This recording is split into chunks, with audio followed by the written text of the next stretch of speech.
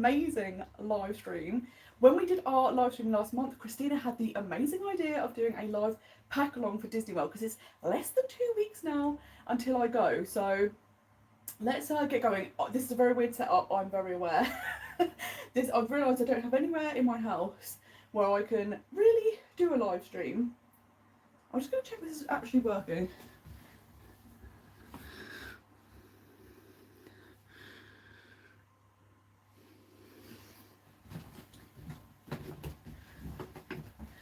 Okay, it is working. There's a slight delay. It's very confusing because I have my laptop set up here so that I can see the comments because it's too far away for me to see the comments over there.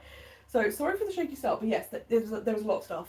This is a lot of stuff, so maybe you will be able to help me not overpack, and we'll get going. I also have some amazing questions all about packing or Disney World, and of course feel free to jump into the live chat and ask any questions as we go along.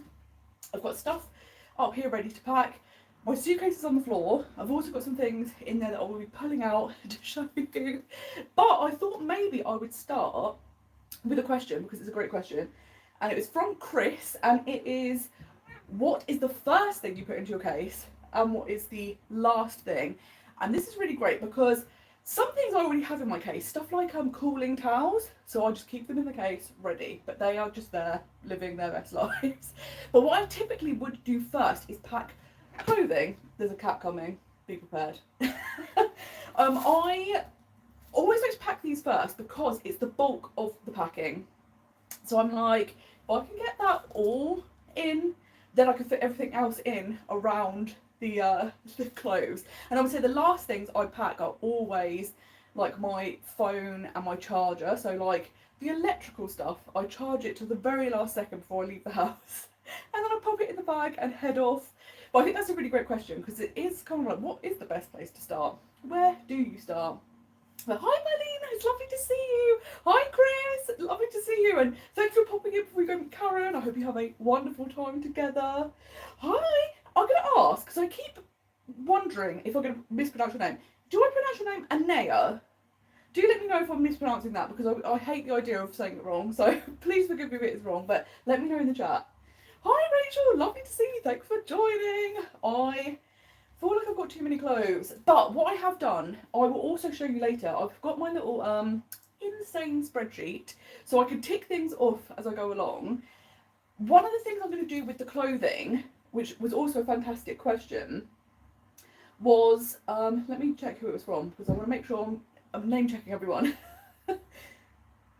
This is from Christina, and the question is, do you pack by outfit, or like all your tops together, bottoms, stuff like that? And this is such a great question, and what I tend to do is I will pack the outfits together, and I'll try and put like the first week in one packing cube, the second week in another packing cube, and then what I will do is, because this time I'm flying premium economy, you get 2 cases, so I will put one in each case, just in case, you know, touch wood, it never happens, one of your cases doesn't arrive, you will have stuff. So I'll also do the same with like underwear, nightwear. I'll have 2 pouches, one for each week. And then they will go in 2 separate cases, just in case we've got something to wear, hopefully. But as we all know, I've got lots of packing cubes ready because I am obsessed with packing cubes. If you haven't got into the packing cube game, you need to. I can't even explain how much it's changed my trips because you fit so much more into your case using packing cubes. Like, it's a wild amount. It shouldn't be possible. It's like magic. But the other thing that I really like is it keeps you so organised. Because like I say, you go, okay, that's the first week's clothing, that's the second week's clothing, those are shoes, those are like electricals. It just keeps everything really neat and tidy. As soon as you open your case, like everything's laid out, nothing's falling out. Obsessed with them. So I would definitely recommend getting packing cubes. And you can get them everywhere now. I saw even in Primark you get sets and they're like £5 and you get 3 in a set. So it's fantastic. I've got way too many. I like need to stop the packing cubes. I actually pack the packing cubes in packing cubes now. It's like a Russian doll situation. We need to calm down with the packing cubes. Hi Ruby, lovely to see you. Hi Lisa. The holiday is so close. Me and Lisa have been chatting loads because we're meeting up. Actually, we're going to Woody's Roundup Barbecue. So no, it's not called that. I keep calling it Woody's Roundup Barbecue and it's absolutely not called that. We've got Woody's Lunchbox and Roundup Rodeo Barbecue.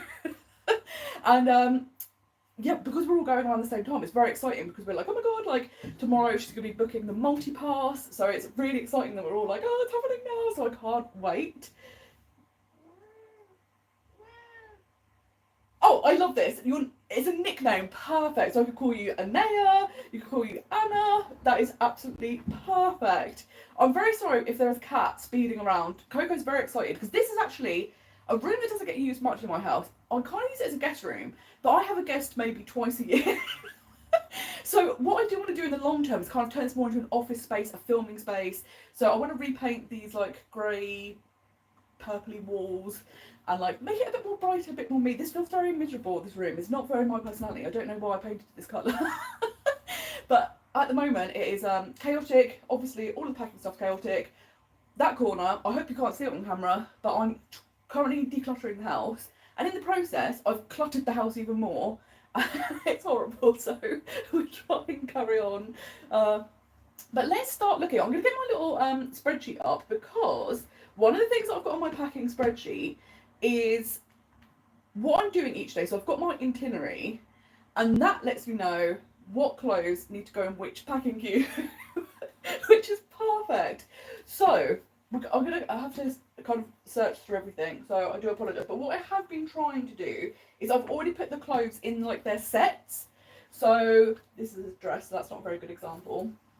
And these are spare clothes, so that's not a very good example either. Terrible examples here. These are also shorts, they're not very good examples. But let's have a look. So the first thing I've got written down is my blue Mickey shirt, which I am obsessed with this. And I'm actually going to be wearing it with this very snazzy yellow skirt. Feels very on brand for Disney, very Mickey. And I got a really good question actually, because I tend to overpack. I had been asked by Ashley, have you ever thought about doing a capsule wardrobe? Which I think would be a good idea. And what I have tried to do is, so all of the skirts I'm going to use for 2 outfits and then just switch the tops out. So it does try and reduce the amount of things I'm wearing. And I have primarily gone for skirts for that reason. So I've got the odd dress here and there. But I'm like, if I just have like 7 or 8 skirts for the length of the trip and then switch things out, that still feels like a lot. But, you know, hopefully that will cover everything. So that's the plan. But also what I tend to do is I will be very conscious during this how much I'm packing. So probably in a day or two I'll suddenly go, oh my god, I don't need all of these things, and start taking things out. But I had a great question from Chris asking about, not Chris, from Lisa asking about, are long skirts and dresses going to be too hot for Orlando? And I live in them. I absolutely love it. I personally don't enjoy shorts. I don't like how they fit. I don't like how they feel. I don't like how they look. So I've never been a big shorts fan. So I always go for skirts and dresses. I find them like really airy and like comfortable to wear. So I really enjoy that. This time I have bought some cycling shorts to wear under like baggy t-shirts to see what that's like. But I would actually say skirts and dresses I think are more comfortable and probably cooler than jeans. If your jeans are like denim jeans, if you're wearing something like cycling shorts, they are very cool. They're very comfortable, so I would totally recommend them. But they're also going to be handy for days to go underneath some dresses. Like I've got a really fun, oh, it's here, I can show you, which is very exciting. It's a little tie-dye Disney dress that has the Disney castle on it. Oh, it's all inside out. But it has a little castle moment on it. So I'm going to wear some like hot pink shorts underneath it. And that's just because it's kind of just above the knee dress. And I'm like, if at any time this goes up, I've got shorts on, it doesn't matter. It's absolutely fine. So I'm using that as a safety. But, oh gosh, I've already dropped all of the things on the floor because I don't have enough space. So let me get a packing cube and we can actually start packing these things. Now, I've got a feeling this dress is also for the first week, so we can pop that in immediately. I'm a millennial. I don't enjoy ironing, so don't really plan on doing any ironing. Dresses like this, they're supposed to look crumpled. That's what I'm saying. I don't know if it is meant to be crumpled. That's what we're going with. But the good thing is the Disney hotels do have irons and ironing boards. So if there is anything that you're like, oh, actually, I think that could do with a press, you're sorted. You're absolutely fine because they're going to have things for you. And I avoid it at all costs. But there is one skirt that I know I can't get around it. I'm going to have to iron. And I'm like, who wants to iron on holiday? But I've set a rod for my back. So yeah, it's so good. And yes, thank you so much. I love the bright colours. All of the colours for the clothing. So yeah, it's going to be a lot of colours, hopefully. And a lot of clashing prints. And I'm like, I'm hoping that's still in fashion. Because I tend to buy things with a lot of prints on. And then when I was looking through my wardrobe, I was like, that's a problem. Because I don't have loads of plain things to go with the clashing, like the prints. So they're just going to have to clash. So that's no good. So next up, I'm also going to pack my little shorts in there. We are looking for one of my favourite t-shirts I actually bought when I was in Disney World last time. This is when everything's going to be inside out. And I probably won't show you every single item of clothing because it will probably be here till about 2 a.m. So, but this t-shirt is very cute. It's the little I'm a Beautiful Butterfly Heimlich t-shirt. I am obsessed with Heimlich. I think he's so underrepresented. And I really want to wear this in Animal Kingdom, particularly because it's going to be the last time I get to go on It's Tough to Be a Bug. Because it is being shot and being rethemed to Zootopia, which I actually think will be a really great fit for the park. And I mean, I love A Bug's Life, but obviously Zootopia is much more current. You've got Zootopia 2 that's going to be coming out, we've just found out at D23. So I do think switching it will be better. But this trip actually is going to be really interesting because it's going to be quite a few things that it's either going to be the last time I could go on or it will be shut for a long time. So stuff like Dinosaur is going to be the last time, Tom Sawyer Island and the boat will be the last time, It's Tough to Be a Bug. Big Thunder Mountain is going to be shut for a very long time, so getting on that quickly before it's shut. So that's going to be really interesting this trip to see how many different things are shut. Yes, you love feeling a breeze when you wear skirts and dresses. It makes you feel like Marilyn Monroe. It's so true. There is something about it, isn't it? It feels very cinematic. You're like, this is perfect.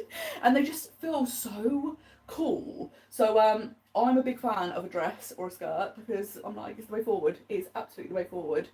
Oh, and one of the skirts I'm going to take, another one, this made a big debut last time at Disney World, but it's this really colourful kind of geoprint skirt. And what's great about it is stuff like Heimlich, where it's kind of, that's more of a plain top. Something like this will go really well with it, and it's really cute, and it's a really thin material. So I'm like, definitely taking this with me, and we'll put different tops with that, which will be super fun. I also bought some new clothes for this trip, so let's find some of them. Who are you? Not you. Oh, we're not here. Okay, well, they're somewhere in this pile. But, no, oh. Well, we can show this off, although is he going to be this week? He is this week. Very excited to wear this kind of retro Figment t-shirt. So absolutely cannot wait to wear him. And I've also bought a little Figment print skirt. So I'm going to wear him with obviously his little Figment print skirt. And then the Figment print skirt I'll wear a second day in Epcot as well. Comes to another good point. Ears. Too many ears. I had a question from Liz. How many ears do you take? It's really down to how many can I, like, restrict myself to taking, because I want to take all of them and I'm like, you can't, but I'm definitely going to be taking these Figment ears because I think they're going to be perfect for Epcot. And this is something else that I will do. I'll get like a few layers of clothing, then I'll shove some ears in, and then I try and pack them in between to keep them like safe, because I have before, I've got like boxes like this, but you can only fit like 3 ears in and they take so much space up in the case. So I kind of use the packing cube as also a way to keep the ears safe. And so far they've all travelled well. But later on we're going to go through my ears and you can kind of let me know what you think. Which ones you think would be a good match. Another skirt that we've got, kind of similar, is another little like a big stripy colourful moment. Love it, it's like a circus tent. So that's going to be so much fun. But yeah, I love bold colours. So you're going to be seeing a lot of colour during the trip. And oh gosh, next we're going to have to get the thing that's going to be, this is going to be the disaster because this is going to require ironing. Where are you? So I actually took this skirt last time and wore it to the Halloween party. And for that, I also took like a, I don't know what you call it when you wear it under a skirt and it's got like loads of layers, like in Greece, like that sort of like era. But I'm not going to take that this time. I'm just going to literally take the skirt. But as we can see, this is a very creasy little number. So unfortunately for me, this will require ironing. I actually think I might keep this out and I might steam it, because I do have one of those steamers, which I much prefer to an iron, and get it a little less greased, and then put it in the case. But that is going to go with my super cute Mouseketeer t-shirt. So I think that's going to be a cute little outfit. And again, I will use this skirt multiple times. So all of the skirts are going to be used more than once. So with this packing cube, I might do this one up because it's getting quite full. And I will actually add some more ears into here, I think, because I could probably get another 2 ears in here on their little layers. But I'm going to move that out of the way for now, so that we've got more space. Hi Paul, lovely to see you. Thank you for joining. Yes, all the ears. And yes, it's a petticoat. Thank you so much. But yeah, I actually have a ridiculous amount of ears that we can decide between. There's some that I kind of know that I'm probably going to take, such as these ones. I am obsessed with these ones. They're some of my favourite ears I've ever bought. Could not be a better place to be wearing them. So 100% taking them. And I also really love these mini ears with the little flower. And I think they're good because they can kind of go with a lot of outfits. They're kind of like the generic ones. Whereas I have some like these amazing Ahsoka ones. I absolutely love them. I'm only doing one Star Wars themed outfit. So I'm like, should I take them just for one outfit? But then I'm like, I don't think I could wear any other ears. So I think these are going to have to come. But they are really, really cool. And then I have a few to kind of choose between. We have these. These are technically Disneyland Paris ears. So I'm like, is it illegal to wear them in Disney World? I don't know. But I like, because they're kind of generic in colour. You could put them with anything. That would be quite cute. These are amazing. The up ears, absolutely love these. I think these are so cute. I don't think I've actually worn these in a park before. So I think that would also be fun because I've never worn them. I have these little cute cocoa ears. And again, they're kind of like dark, so they go with everything. But they also have the colour pop, which I love.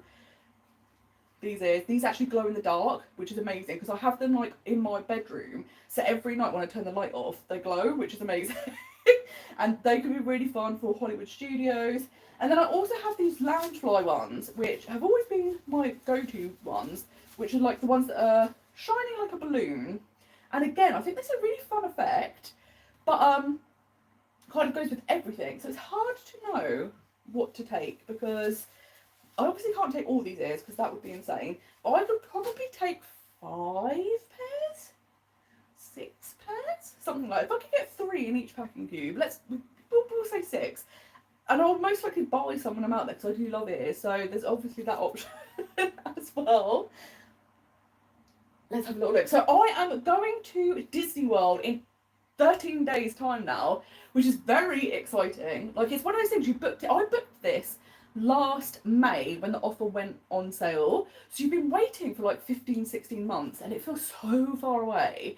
And then you get to your 99-day mark and time speeds up. And then particularly like once it got to like the 30-day mark, I'm like, oh my God, where's the time going? So it's very exciting now. And it's going to be a 2-week solo trip. So very, very exciting. But I'm really lucky this time. I'm going to get to meet up with a lot of people whilst I'm out there, which is going to be so much fun. So we've got loads planned. So it's going to be a jam-packed trip, which is going to be so good. And it's one of those things, Disney World is such an amazing place to visit, but because it is so expensive, you kind of have to space your trips out because you need time to save. So then it almost feels more special because you know you don't get to go as often. Although I haven't even got there yet, and I know I'm going to cry so much when I'm leaving because I can't cope. Like when you know when you're going to be back, you're like, this is fine. I know it'll be fine. And then when you don't know, you're like, I can't go. I don't want to leave. So already stressing about that. I haven't even landed yet. Yes, the blue ears. These ones are such great ears, and I love that they started doing this because I also had ones that were when I was in Disneyland that were the original Disneyland like font, and I'm so glad they're doing this. I'd love it if they do some in Disneyland Paris as well because I just think they're so great. So definitely loving those ears. Yes, you love the ears that look like balloon style. I think they look really fun as well, and they kind of go with everything. Because I've got dark hair, they kind of go with your hair as well, so it kind of looks like you've grown them yourself, which I really enjoy. But yeah, you're so right. It's so hard to choose because all the ears are so pretty, and you're like, but I like them all. And I'm one of these people that I've got to stop buying ears though, because you can never ever wear them all. But I do like displaying them, so I'm like, maybe they can also be ornaments, and that's how we can justify buying them. I would say, Paul, that September is definitely too hot to wear spirit jerseys.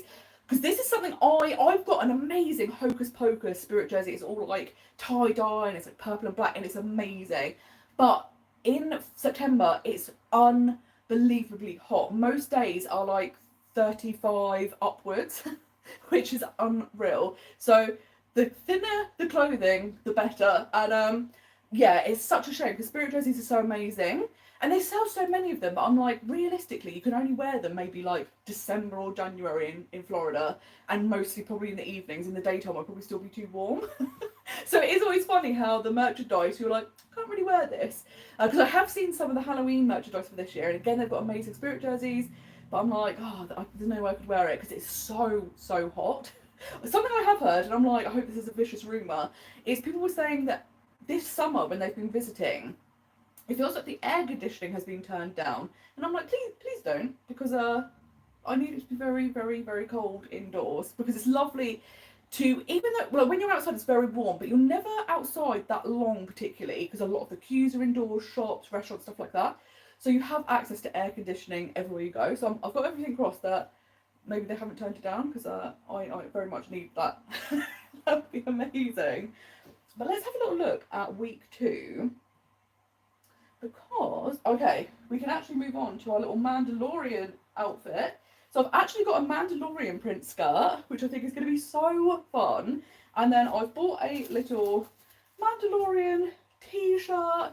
And I love black clothing, but where I have 2 cats, I cannot wear black clothing because everything is just covered in fur. So I've ended up now switching to a lot of white t-shirts, which is very unusual for me because I don't usually wear much white. So yeah, I've moved on. I've had to evolve because I can't cope with the amount of fur that covers all of my clothing.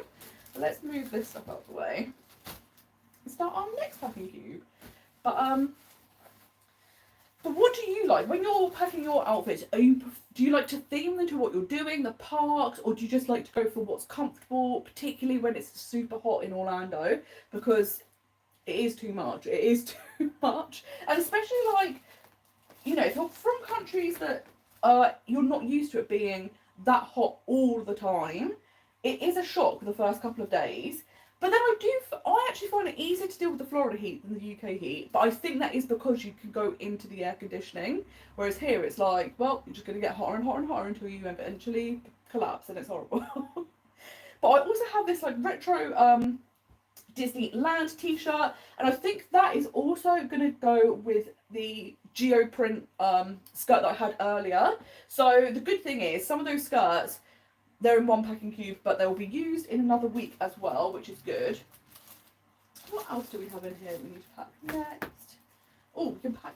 I also have, it's kind of like a poisonous green type skirt, which I absolutely love this. It's one of my favourite skirts. Absolutely love the colour. I'm going to be taking this to Halloween Horror Nights. So one of the outfits will be this, and I've got a Michael Myers t-shirt somewhere.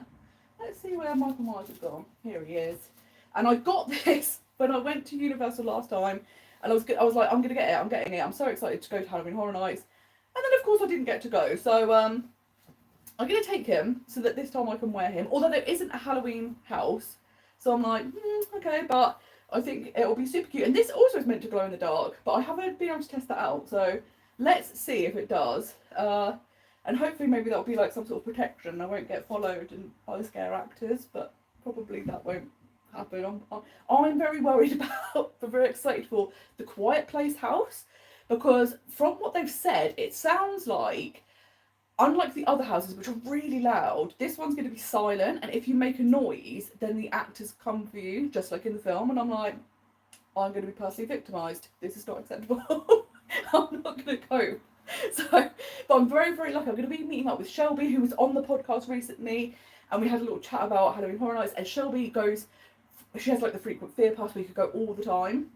So she's going to know the best houses to go to. We've got the express pass as well, so we should be able to fit a lot into that night. And it's one of the things, it's interesting the difference between Halloween Horror Nights and Mickey's Not So Scary, because Mickey's Not So Scary, you pay for the price of the ticket and then kind of everything's included. Whereas Halloween Horror Nights, you pay your entrance fee and it's significantly cheaper than Mickey's Not So Scary. It's probably half the price. But to get the most out of your night, really you need to add express or scream early, things like that. I've actually added both of them in the end.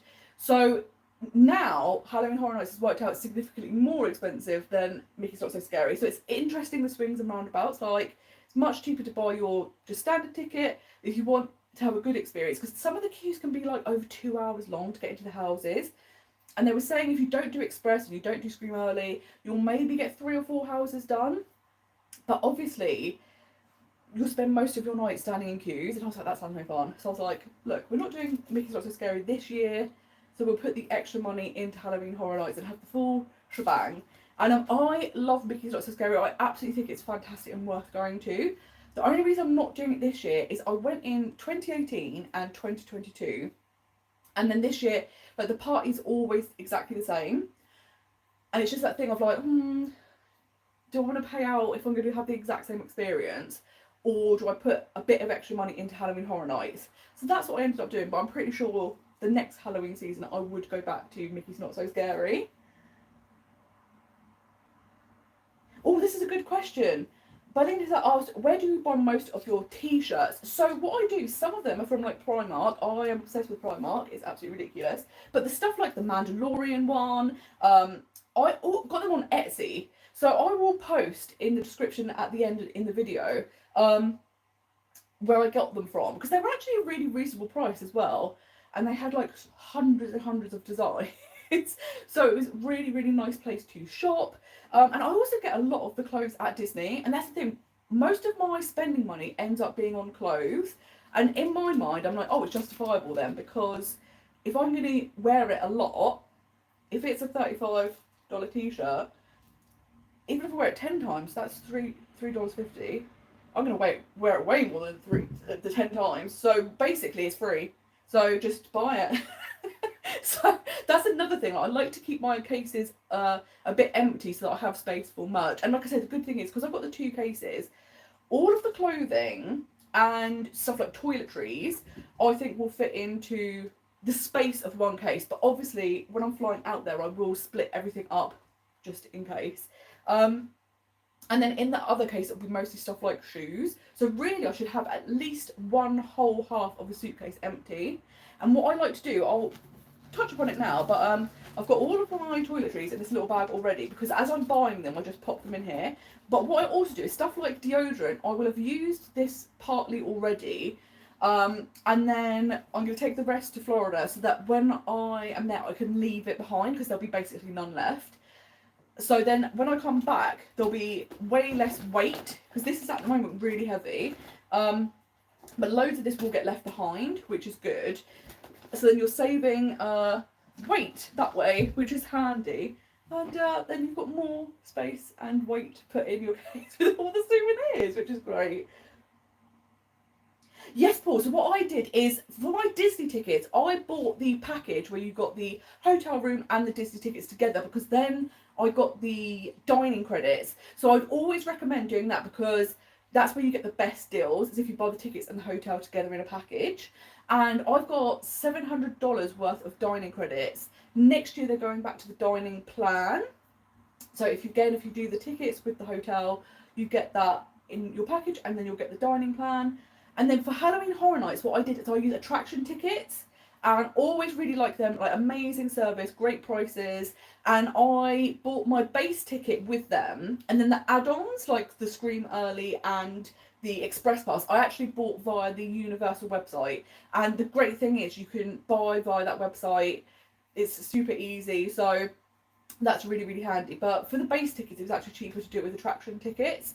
And they also sometimes throughout the year they'll have like 10% off and like flash sales. So that could be a really good place to get tickets. And people, you can even buy your packages there. So if you want to book your Disney hotel and tickets together, you could do that. If you're staying off site, you could buy your Disney tickets from there. They also do like an Orlando pass where it includes like Disney, Universal, lots of other places. So they're a really good place to get your tickets. So I definitely recommend them. And they're also good for Disneyland Paris. My trip next January, we actually booked the whole trip through attractor tickets because it was cheaper than booking with Disney. And we also got some added benefits, like we're getting €75 gift card and like 10 free photographs. So they do all these little add-ons. So I always compare the prices just to see. I'm very sorry if you could hear rustling. The cat wants to get in everything. Coco, come here. Come here. Come say hello. Hello. Say hello to everyone. Hello. Say, this is Coco. She's the intrepid explorer.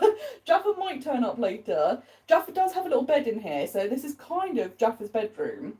But he doesn't always sleep in it. But Coco sleeps in my bed, which she thinks is her bed. But I'm allowed, if, you know, I've been good, the tiniest slither on the edge of the bed while she has the rest of the bed to herself, which is amazing.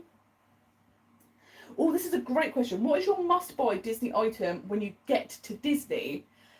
This is a stupid thing to say because this isn't really a Disney-related item, but the first thing I will do, like, sometimes when I arrive, or certainly the first full day, is go to a supermarket and get things like water, drinks, stuff like that, because it's so much cheaper than buying them in the parks. Like, soda in the parks is like $5 a bottle, whereas you go to the like, I actually think I bought, it was something stupid like 24 bottles of water for $6 in the supermarket. And I think it's such a great way to save money. So I have a hire car, which is lucky. If you don't have a hire car, they're very close to Disney property. So you could get an Uber and it wouldn't cost very much. Or you can actually have them delivered to your resort. The resort will charge a $5 fee for holding on to your stuff. And there are certain things they won't accept, like alcohol. But I always love to get those things, like, whilst I'm there. I would say some things I would buy in advance is stuff like toiletries, because in the US they are so much more expensive. Particularly stuff like sun cream is ridiculously expensive. So I'd always recommend stuff like that buying in the UK or wherever you live, because it's too expensive in the US. But then stuff like drinks, snacks, breakfasts for your room, go get them in a supermarket. It saves you so much money. I mean, it's a bit ridiculous, but what I do is, because I'm on my own and I've got like this 24 bottles of water, and then like I also get other drinks and stuff just for the room. I take one of my suitcases with me and I keep it in the back of the car, and then I get the trolley, put the big bottles of water in, zip it up so that I can wheel it back to my room, because I'm like, there's no way I could carry that on my own. So if you are solo, that is a great hack. So even if you get an Uber, take a little suitcase with you and that will make your life so much easier. But it's also really good for things like motion sickness tablets. So because we all know I get motion sick, but I still want to be able to enjoy the rides, the motion sickness tablets I found that have worked the most are Walmart's own brand, and they come in, I don't know if I've actually got any here, or they might actually be in my bag. Let me have a little see. Let me have a rummage around, because I will always have these on me at every second of every day. But these are, they're called Equate Motion Sickness Relief. Oh, I don't know if this is too far away. But basically, you get 100 tablets, and they're about $7 or $8. I find it much better than things like, everyone talks about Dramamine and stuff like that. But I've always found Dramamine, I have some sort of side effects from it. I don't personally get on with it very well. But these are amazing. What I would say is, if I was to take them like at home and I was just sitting around, they do make you drowsy. But what I've found is in the parks, because you're on the go, I don't get the drowsiness effect, because I think you're just so awake and so excited. So I wouldn't worry about them saying they're drowsy. But obviously, you know, don't be operating heavy machinery. Don't become a ride operator at Disney. Don't take over. Just keep them to yourself. But they're also really great to get if you're flying out, because in the UK you can buy motion sickness tablets, but you get like maybe 16 in a packet, and it works out quite expensive. Whereas these are unbelievably cheap. So I actually get like, I'll go to America and I'll buy like 5 or 6 bottles, and then I'll just keep them for the years. Because also, I have a phobia of being sick. So if I ever feel ill in the UK, just pop some of them and hopefully you'll feel better. Which is great. But it's also handy like if I go on trains in the UK or car rides with other people. I've got them on me, so that is something I would always do.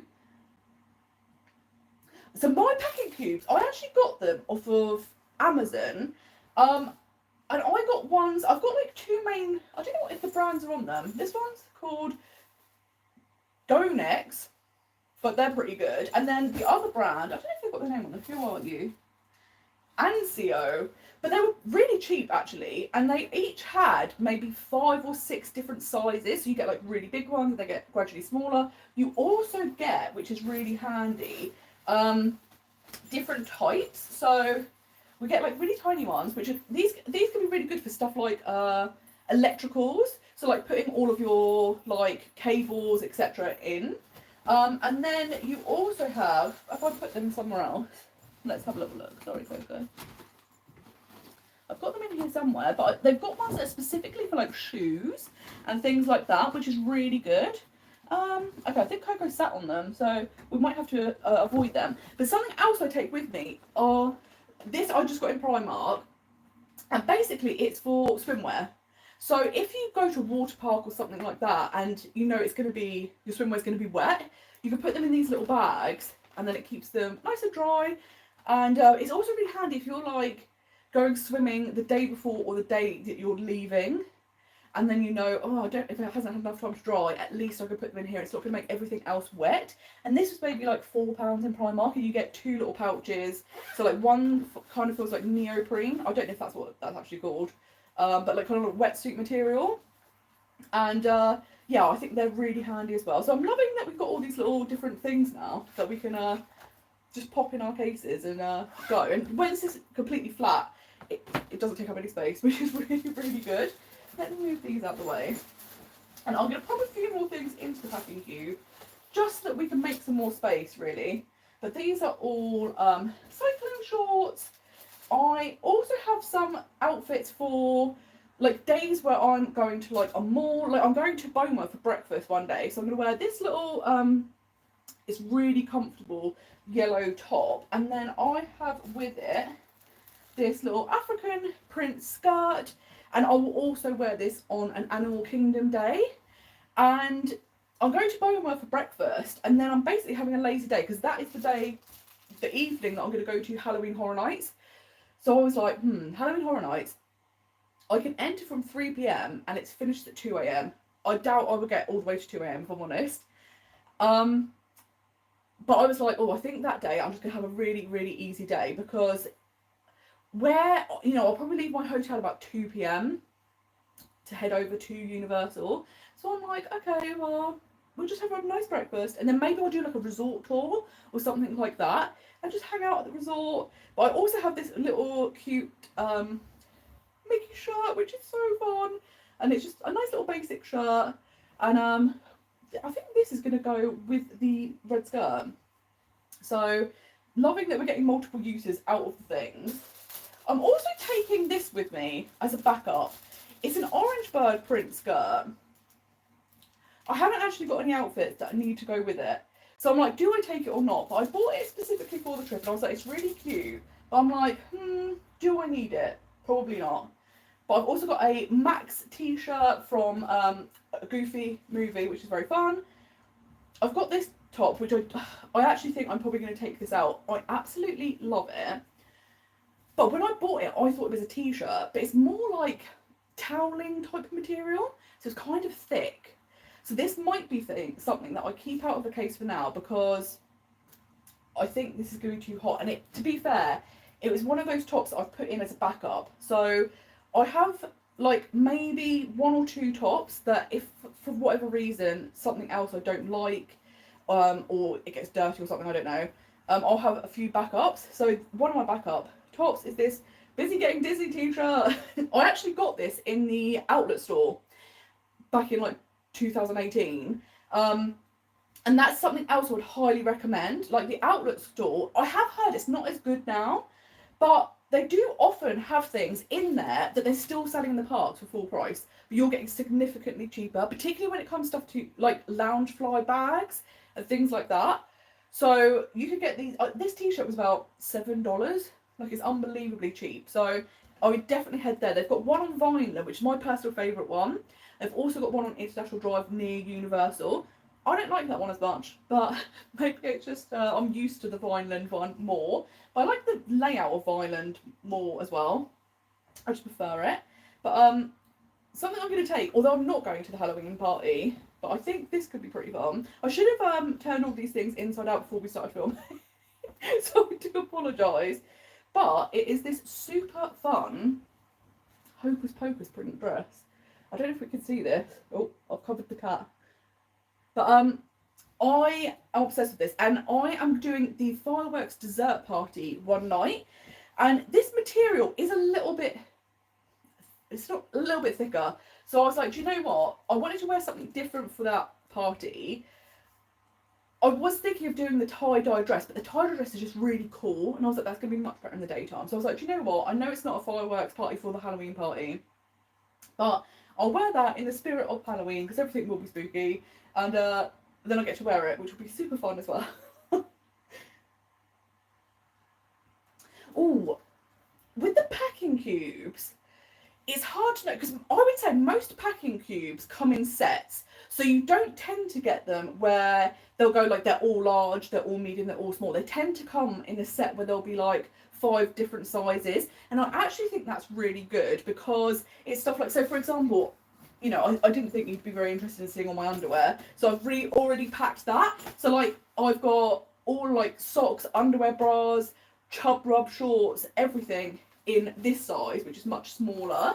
And again, I've got like 2, 1 for each week, and then I've also got, I don't know if I've already packed it, but there are smaller ones. So like this is the next size down, and I've already packed this. And basically what this is the days that I'm not getting breakfasts in the parks, I've already packed stuff like some cereal bars, and I've got some like nuts and stuff. And what I do is, for my room, I love nuts, and I think they're really filling. They're a great start to the day. I will put them in the hold case. I won't take them on the plane. So I do have things in my backpack already for the plane, simply because we're older vegan meal. If it doesn't get loaded on the plane, you'll have no food. So I always take snacks with me, but I make sure all of those snacks are nut free, because the worst case scenario, you don't want to be on the plane, someone's allergic to nuts, and obviously, 1, you don't want to cause a reaction in the sky, it would be awful, and 2, if you have something with nuts and then they say you can't eat them, you'll starve. And I'm like, I don't know what's worse, if I'm hangry or if someone dies on the plane, but like, we don't want to have either of those scenarios, so I don't take anything with nuts as snacks on the plane, but I do have them for the room for breakfast. And I would say again, food is very expensive in US supermarkets. It's very interesting. I love going to a US supermarket, and I was actually recording a podcast the other day and we were talking about this, how a lot of us like to go to Walmart or Target or Publix as part of our trip. And I was like, I wonder how many Americans come to like the UK and go, I've really got to go to Tesco, really got to see what Tesco's like. I'm pretty sure it's no one, but I do love having a look around US supermarkets. But I would say last time I was there, because the hurricane was coming, I knew I needed to get some supplies, because if you couldn't leave your hotel room, at least I would have had food for a couple of days. Luckily for me, they did keep the restaurant open, so I could leave my room if I wanted to. But I had some supplies, and I was really surprised at how expensive. Like, I had stuff like bagels, peanut butter, cereal bars, and they're so much more expensive than they are here. So again, if you are planning to have like breakfast in your room, and there's anything that's non-perishable, take it with you. And then if you're going to get any perishable items, just buy them in the supermarket. But I would say the hotel rooms at Disney, they do have a cooler. So mine last time was quite cold, so my drinks were always cold, but they call them a cooler specifically rather than a fridge because they're not designed to keep things cold enough so they won't perish. So to cover themselves, they call it a cooler. So if you're staying in like a villa or something that has a kitchen, then you might want to buy your perishables, but if not, you know, take it at your own risk whether you want to leave it in the fridge. I did find them quite cold, but I know Disney are covering their back, so I don't want to give bad advice because they technically are a cooler. Hi Jill, it's lovely to see you. Thank you for joining. It's so fun.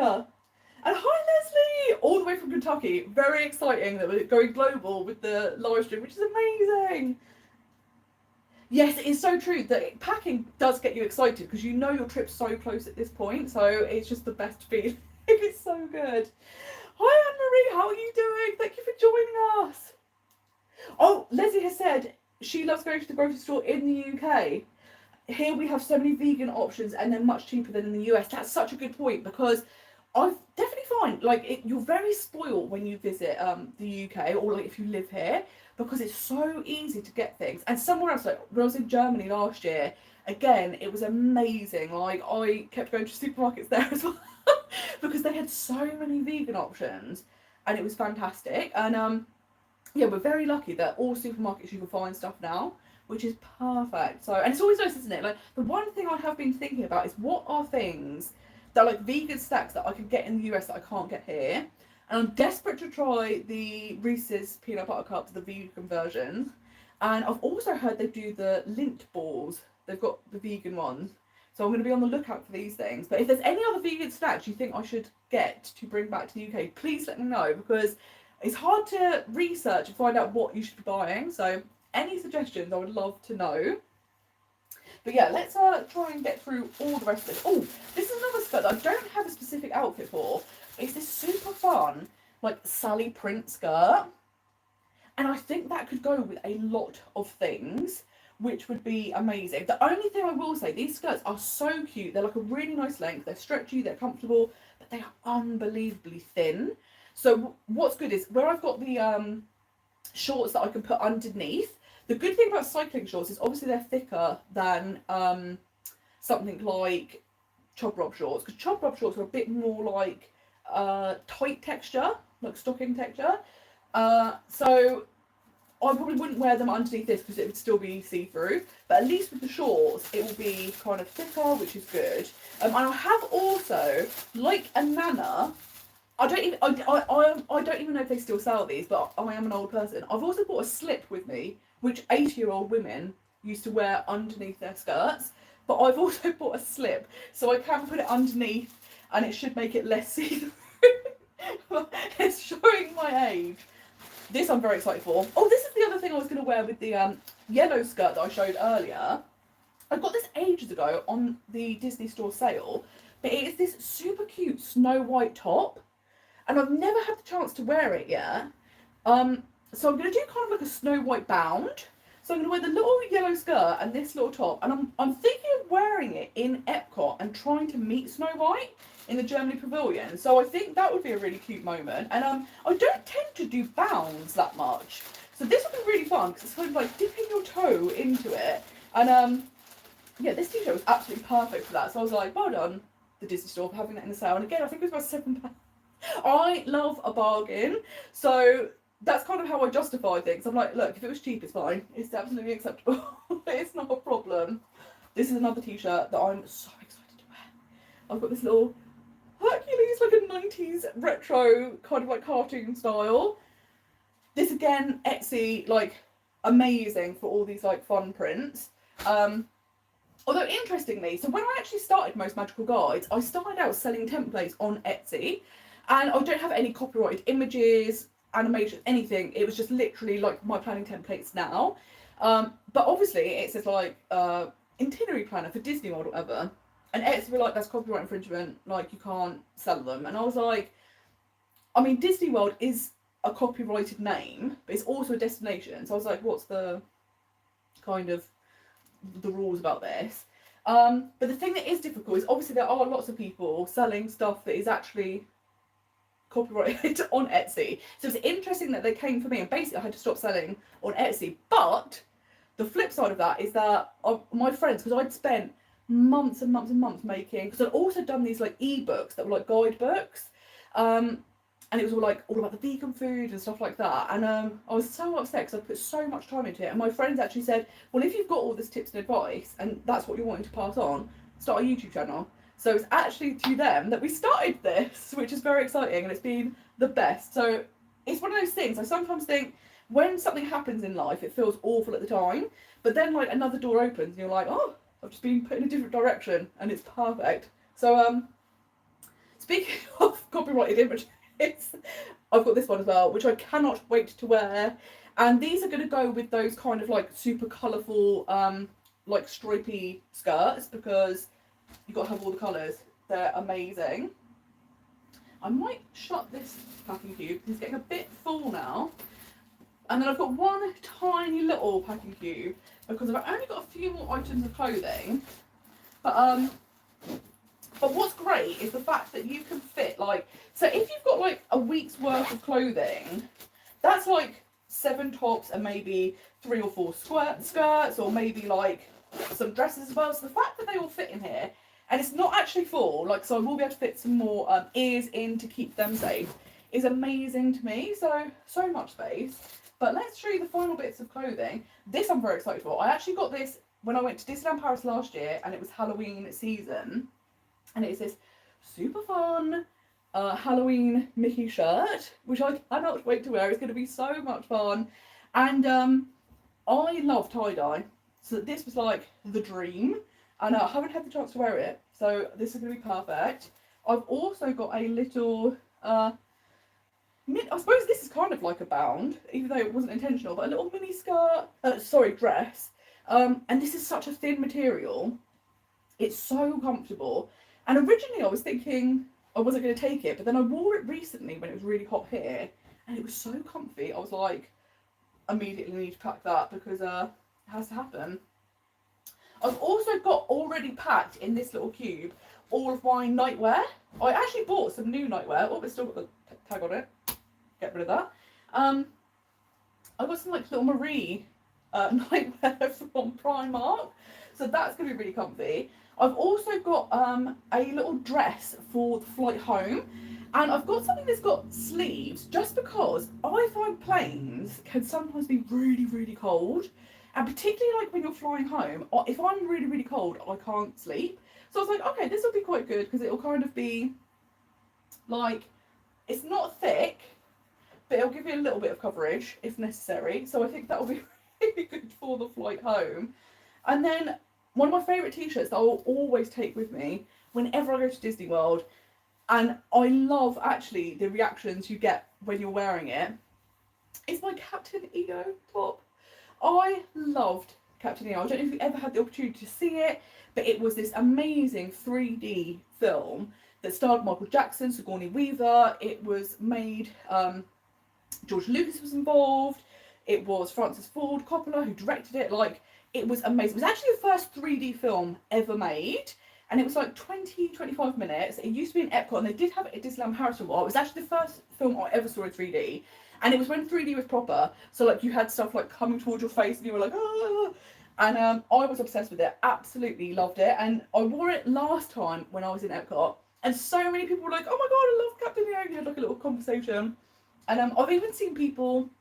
I've seen people with like Maelstrom t-shirts on, and I think it's really fun when you have these attractors that no longer exist, but you still have merch for it, and then people are like, oh my god, I love that. So that's a really fun thing to wear. We'll pop them in there. I don't know if I'm going to take them, but we'll have a see. But let's have a look at some more things. Coco, you might have to move. Coco's actually gone to sleep in the suitcase, which is awkward because she's sat on top of everything I need to get to. Coco, do you want to sit up here? You sit up here. Sit here. You sit there. And then I'll get the stuff out. So something else that I like to do is I'm actually going to get another, like a bigger case for, well, bag, pouch. But I put all my electricals in one little thing so they can be easily found. Something that I will always take with me is a little handheld fan. And This one's great. It's got like 3 little settings. Gets really, really warm. Not really, really warm. Really, really fast. And I actually found this really effective because I thought, oh, like a rechargeable fan, it won't be that strong. It's actually really good. And what's good about this one is if you kind of set it like this, you can put it on a table. So like if you're eating or something, but you need to cool down. So I found this so handy, and I've got my little cable that I can recharge that with. Something else I take with me is I've got this little, it's called an Emmy term, and it's basically you put it on your wrist, and it's got 5 different settings, but it's to stop motion sickness, or like pregnant people that have morning sickness if they're pregnant. It's supposed to help. I don't know if it's just like a placebo, but it does seem to work, so I always take that with me, which is super handy. And then I also have, for night time, I have a little Mickey light that can clip onto my phone. So if I'm filming, I can have a little light shining on me, which is so handy and so cute. And it has a few different light settings. And then the most important thing probably is my power bank. And because I do my afternoon break, I don't often need it, but it is so handy to know, like, I can just pop it in my bag. I've got like a little cable. I can charge my phone. I can charge cameras. I can charge anything I need if I had to. So I always think that's good, particularly stuff like the Halloween Horror Nights night, because that's going to be such a long day. Because like I say, typically if I'm in the parks, I'm always taking a midday, like, or a mid-afternoon break. So I'm never actually like in the parks for like 12 hours at a time, apart from Halloween Horror Nights. So that is for sure going to be handy for that. And then of course, things that are super, super important are, where are they? Let's find them. Here we go. Taking your adapter plugs. And I really like these ones. They're by Scent, unusual name. But what's good is they have the USB. So you can either plug it into the wall and plug in like your phone, but then all of your other devices can be plugged in that way. So you can actually charge 4 things at once, which is so convenient. So I have 2 of these. And then I do have some of the old style ones. I'll probably take one of these as a backup just in case I need, more than 8 things charged at a time, which I don't think is possible. But this is why I'm an overpacker. I don't need to charge 8 things at a time, but I'm like, let's just take all of them just in case. Oh, let's have a look. Oh, this is great. Leslie said the vegan Lindt chocolate is lovely, but not a big fan of the Reese's cups. Prefer the Justin's peanut butter cups. That's good to know, because I can buy some Justin's as well, and then I can bring them back. Because I, pre-vegan, loved Reese's Buttercups. They were like my favourite things. When I heard they did vegan versions, I was like, amazing. But like you say, sometimes like actual vegan brands do it better. So that would be really interesting to try. And Louisville vegan jerky is from your hometown and it's delicious, and you get in Whole Foods. That will be amazing. But yes, I'm so excited for the Snow White bound. I think it's going to be so cute. And never done anything like that. The one thing I don't have is a red headband, but I'm like, because I normally wear ears. Maybe if I wear like the traditional ears, because you've got Minnie's red bow, I'm like, we'll get away with it that way. But I think it's going to be so much fun. And the Mickey light, I actually got gifted it as a present for Christmas from a friend. But again, I think it was from Primark. Like Primark, I am obsessed with Primark. I don't think I've ever gone into Primark and not bought something, which is a problem because they're just about to open this massive Primark in Orlando, which I'm absolutely going to, and they're going to have a whole floor of Disney stuff. So I'm so excited to see what they have, like if it's very different to what we would have here, but also if they have like park specific type merch and the difference in prices, because t-shirts in the parks are about $30 to $35. So I'm assuming the Primark ones are going to be like maybe $10, $8, something like that. So it'll be interesting to see, like, is it worth going to somewhere like that? Because this is another thing I think, particularly if people have kids, stuff like bubble wands and autograph books, I would either get them in the UK or wherever you're from beforehand, or look in places like Walmart and Target, because especially the ones near the parks, they will have all stuff like that and it'll be much cheaper than buying them in the parks. And they'll still be Disney licensed, they'll still have all the characters on, stuff like that. They just won't be like the official park merch, but it's much, much cheaper. Or like ponchos, stuff like that is definitely the way forward, because in the parks, those sorts of items are so expensive. And like, I'm like, I don't mind paying out when it's stuff like clothing that I really like that's only park specific, or like a souvenir that I couldn't get anywhere else. But when it's stuff you could get cheaper in other places, I'm like, maybe I'll do that sometime. But something I do like to get is a Christmas ornament. Every time I go, I like to get a Christmas ornament. Mostly I will try and get them so they are dated, so I know that's from that specific trip. Although typically I think you can kind of remember. But very excited for that. So it'll be interesting to have a little look in the Christmas shop in Magic Kingdom. It's so cute. But I thought I'd show you some other bits and bobs that I take with me. The downside of this is quite heavy, but this is actually a UV umbrella. And the thing that's great about this is, one, it's quite a big umbrella, so it's good for when it's raining as well. Because I do have a like little foldable jacket that isn't very foldable because you can't really get it back in the thing.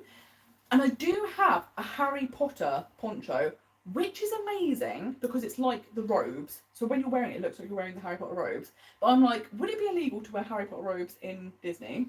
Because I don't have a Disney poncho. Or should I go with like a light jacket? But the downside is, even though it's raining, it's still 35 degrees. So these jackets, I just find them too hot, like, especially ponchos where they're plastic.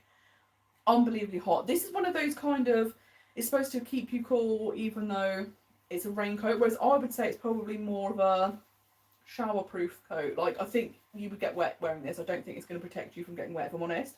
So I actually prefer an umbrella. But because it's a UV umbrella, it's also really good if it's very, very hot and you're in a park like Epcot that's very exposed. You can pop it up and it reflects the sun rays away from you. So if you're like maybe sitting on like a little bench and you're a bit hot, you can pop this up. So I always have that in my backpack. And then I also have my cooling towel. I've actually got two because I bought something and they gave me a free one. I don't know which one to take. This one I feel like is the better option because it's just smaller, whereas this is handy and you can actually like attach it to your like the edge of your backpack, like your handles. But I'm like, it seems a bit more inconvenient. So I'm like, maybe I'll just take this one. But I've seen a lot of people use this. I've never used them myself, but I think it will be really handy. Just have like a little cooling towel on your neck, which will be so good. I've also packed some. I have to take my little compression socks for where I have the plantar fasciitis. I put these on overnight while I'm sleeping, and the difference it makes. And I think even if you don't have anything, because you're walking so much, your feet can get a little bit swollen, like the soles of your feet, and the compression socks gets rid of all of that. So all of that tenderness goes overnight. So I'm obsessed with these and they're really good. And I've also got a few of these little like sandwich bags for if I wanted to take some of my like snacks from the room into the park, or I'm doing a dessert party, but it's the post dessert party. And when you're vegan, you get given your own specific plate. And I'm like, oh, if there's too many, I might take them home and eat them for breakfast the next day. So I'm like, again, I think we're all noticing, you know, if I can save money, I will. So I think that could be quite handy.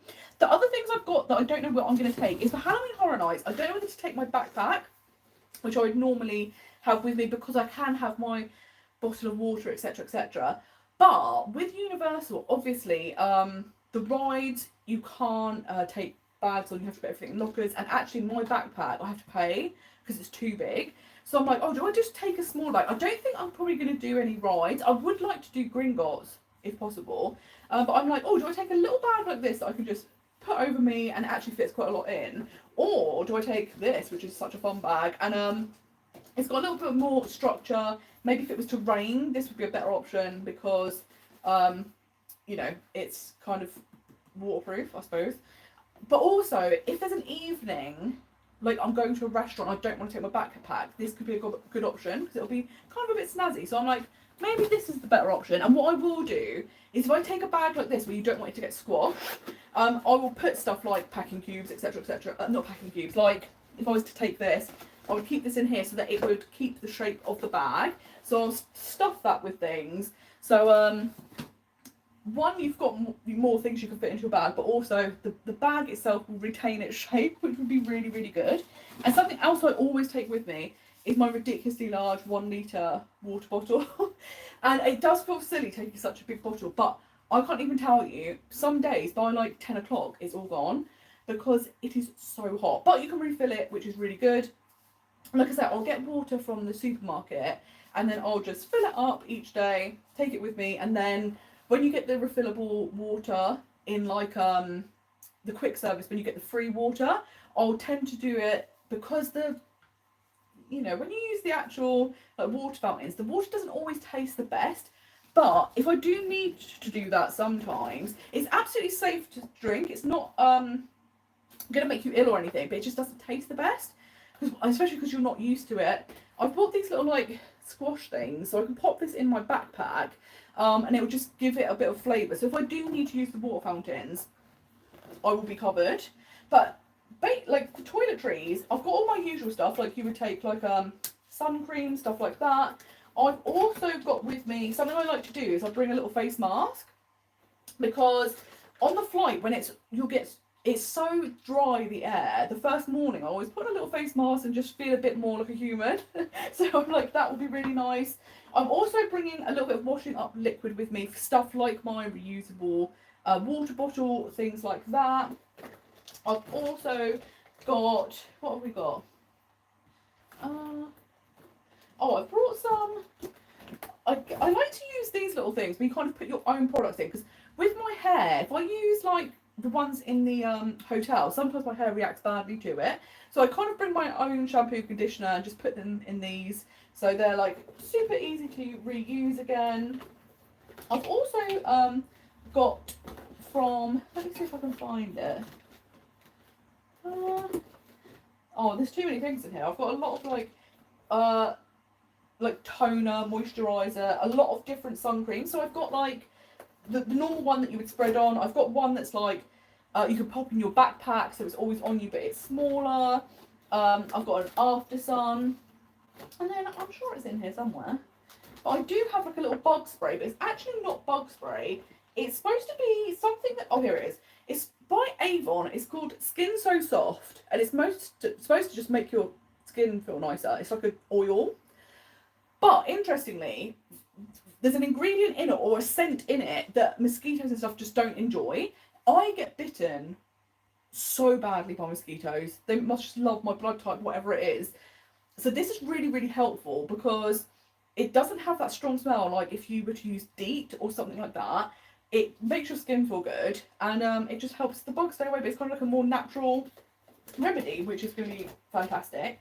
I've also brought with me some lip balm that is SPF, just because it is very, very hot out there. So I've got all of my like liquid toiletries in this bag, because where it's kind of waterproof, I was like, stick it all in there, so hopefully it won't cause a problem. And then I've got another little bag that also has stuff like plasters, medications. I've got like a hair wrap, so when I'm drying my hair, makeup wipes, stuff like that. So this is all like non-liquid toiletries. And I've also brought with me my little backpack, so I can show you what I would take in my day bag. Of course, the ridiculously large water bottle, but the bag is big enough to take it. And I'll also take like the raincoat. I don't know if I will. I prefer the umbrella, so I will always have the umbrella. The downside, I would say, is whenever I go through security checks, the umbrella, the bottle you have to take out, but even stuff like sunglasses, it all sets it off. So I've just got to the point where I'm like, it's easier to be searched than take everything out of my bag. So I can't be bothered to do that. It's no fun. Hi Ryan, thank you so much for joining us. It's lovely to see you. The Harry Potter poncho, I actually got it years and years ago from Primark again. Everything from Primark. And it was so fun. And I always think that would be better to take than like a little rain jacket. But then I'm like, it feels weird to wear it in Disney. But then I've never found like adult Disney ones. So I'm like, maybe we'll have to go with this. So I'm not going to take any lounge flies with me this time. I do have an amazing Dr. Facilier one that I want to take. But it's one of those where you've got his image on the front, but it's kind of like he sticks off of it, so it's a bit flimsy, and I was like, oh, I don't want it to get like bent. But the thing is, they are great for the size, so maybe I should reconsider that, because it could also be good for like Universal. Dr. Facilier, I know people at Universal hate it when you wear Disney things, But I'm like, here's a villain, so maybe that could work. And then, like you say, for the evenings, I could also use it for like restaurants or when I'm going to the park and I don't need as many things. So maybe I should reconsider that. But yeah, I tend to avoid just because I'm like, oh, I don't want it to get squashed. But you can stuff it again full of things and help it keep its shape, which is good. Yes, Berlin, you love these size bottles. Yeah, they're so handy, aren't they? Because they just fit so much water in, and like it also keeps it unbelievably cool. And the thing that is good is it does have a handle. So say you wanted to just put it over your shoulder or something, you could do that. I think if I go to Universal and I take a smaller bag, I will just have to put that over my shoulder. But we'll make that work. It'll be good. I'm just gonna see if any of the questions I haven't answered because I'm sure I've just skipped over a lot of things. But Donna asked, could you do an MCO walkthrough video? And I think that'll be really interesting because I think by the nature of it, I will include the kind of process of getting from like the plane to the baggage claim to like I'm going to hire a car. So I will put that in the videos to kind of show you, and also on the way back. And this time I'm going to try some things out. I'm going to try the immigration app. So basically, when you're on the plane, you can fill out all of this information. You take a photo of yourself. Then when you land, you connect to their Wi-Fi and you send it, and then you can join this much shorter queue, and anyone can use this. Like, you do have to be from countries that have the ESTA or you have a US visa, but that saves a lot of time apparently. And I'm also going to try on the way back, they have like a fast pass type queue at MCO, and let me tell you, I think that's going to be so brilliant. When I came back from Florida last time, it was a 75-minute queue to get through security. It was the longest queue of the trip. It was ridiculous. So I was like, I don't want to do that again. So I'm going to try both of them out and see what they're like. And if they do save time, they're both free. Like, anyone can use them. So I definitely think it's worth trying them out. Oh, this is going to be interesting. Ashley actually said, have you ever tried a capsule wardrobe? I don't know if I touched upon this before, but I probably should try a capsule wardrobe. But like I said, I'm trying to like use skirts multiple times and then just change the tops. Now, I have been to Disney before where I would take like a week's worth of clothing and then wash them, because at like the Disney resorts you have that. I've also stayed at hotels where we had like it was like a 3-bedroom like apartment, so you had like a kitchen, you could wash clothes there. So that is a really good option. But because I like to, now that I like to kind of theme my outfits to what I'm doing each day, I try and wear something different each time. So it does mean more clothes, but I'm like, maybe if I do the skirts, you know, that cuts down a little bit. So that's my justification. But this is my trusty go-to day bag. You will have seen this in every single vlog I've ever done. I'm obsessed with it. It was from Cath Kidston. I got it ages ago. There used to be an outlet store here in Portsmouth. Sadly it's closed, but it was really, really good price. The thing I love about it is you have this little pouch at the back, which I think is meant to be for like laptops or iPads, but it's really good for when you're in the park. If you need to go on a ride, it fits your ears perfectly. It's like the perfect little safe place to put it. And then what I do is, for my travel days, I will have stuff like all of my documents in the back, because it's all flat and they're not going to get squashed. So I have like my passport, and then I print out all my documents and then fold them into their own little section. So I know like the first one is airport car parking, then it's like boarding passes, car hire. So I just have to work my way through them because they're all in order. And I just like having them all together. It's just handy. And I got the little pouch for free when I bought something from Attraction Tickets a few years ago. So I'm like, oh, I'll just use that. That's perfect. What else have we got in here? I can feel something. Oh, I've got something new for these trips. And I got these again off of Etsy. And when I'm filming in the parks, often people are quite interested and they're like, oh, what are you doing? And obviously we know loads of people vlog, but they might have never seen you. So I thought, oh, it'd be handy. It's a little QR code. So if they come up to you, you can immediately show them like, this is the channel. Or if they're kind of curious but they don't want to talk to you, which absolutely makes sense, they can scan it from a distance and then kind of find out, oh, what are you doing? So I think that'll be so fun. And I'm going to just attach these to like the handles of my backpack, and they just dangle off the backpack. So they should be like a super fun little way to chat with people. And I do find in the US parks a lot more people come up to you because they're so curious about what you're doing. So I think that'll be so much fun. Something else I've also got is a little sat nav. And I rented my car through Florida Discount Car Hire. And what you can do is £15 and they will send you the sat nav to your house. You then take it with you and then they give you a little envelope to send it back to them in that's already paid for. And it arrived already, which is fantastic because it's still like 13 days till I go. It arrived yesterday. So this is really, really handy. And what I also will print off and have in my little backpack is a list of the addresses of places like Walmart or the hotel, stuff like that, so that I can just put it in the sat nav and go.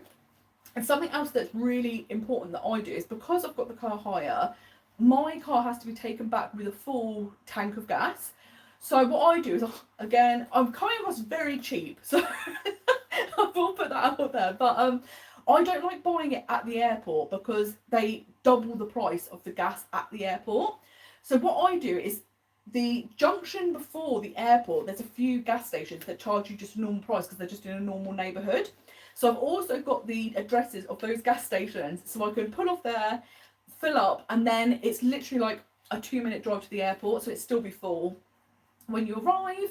And what I would say is always you have to get a receipt for your car hire if you have to return it full, so that they can see that you've paid for it. And what I would also do is take a photo of the gauge so that you can prove that you had it full. So if they ever query it, you've got that on record. And I'll do the same with like when I arrive, I like photograph or do a little film of the car, and when I leave I do the same so they can't query like any damage, stuff like that. So I've got this in my hand luggage just because this is going to be my only hand luggage this trip. So I'm just going to have that in there ready for when I get in the car. I've also got a few snacks for the plane. So the trusty Pringles, if you're a vegan, a ready salted Pringle is always tends to be vegan. They do keep changing the recipes, but ready salted so far have been safe. So I have these for the plane. I've got some dried mango. I've also got some like little oat bars, so just in case, hopefully the food will be on the plane, it will be all good. And then I also have stuff like my little motion sickness tablets, some tissues, I have a little pocket mirror, I take blister plasters, hand sanitizer, hand wipes, and then I also will have a little pouch, so it's like a tiny little, almost like a purse, and that will have in it stuff like normal plasters, paracetamol, antihistamines. I'm like the Red Cross. People always love it. My friends always were like, oh, why are you walking around with that? But when someone has a headache, who do they come to? So it's one of those things. I always like to be prepared because I can't think of anything worse. And when I suffer from like headaches and migraines and stuff, I've just got into the habit of always having stuff on me. So I'm just fully prepared. And something else I will take, which seems weird to take to Florida, is a cardigan. But that's purely for the plane, because planes are either the hottest place on earth or freezing cold. So for the flight out and coming back, I'll have this. And sometimes, like, in your room, like, you can adjust the temperature, but sometimes you're like, oh, I'm a bit chilly now. I'll pop the cardigan on, which is ridiculous. Yes, I'm loving this. The buttons you can get for free also set them off. Yes, there's so many things that set the alarms off. I have heard that I think it's Epcot, is now trialling everyone has to have bag check. So when I go to Disneyland Paris or even Disneyland in Anaheim, everyone has bag check. There's no kind of like security things. Like you do still go through the scanner yourself, but you have to put your bags through bag check. And I've heard apparently Epcot are starting to trial that where everyone's going back to being checked. And in some ways I think, oh, maybe that's better because, like you say, so many things set them off. And then you have to go to a separate queue. I'm like, is it not just quicker just to have the bag checked anyway? So I think that's a good idea. But you're 100% right. I've also had it where sometimes my umbrella or bottle didn't set it off and other days it does. So it's a bit inconsistent as well. But yeah, it's funny, isn't it? The badges, they're like, no, absolutely, you cannot get through with that, even though they give them out, which is hilarious.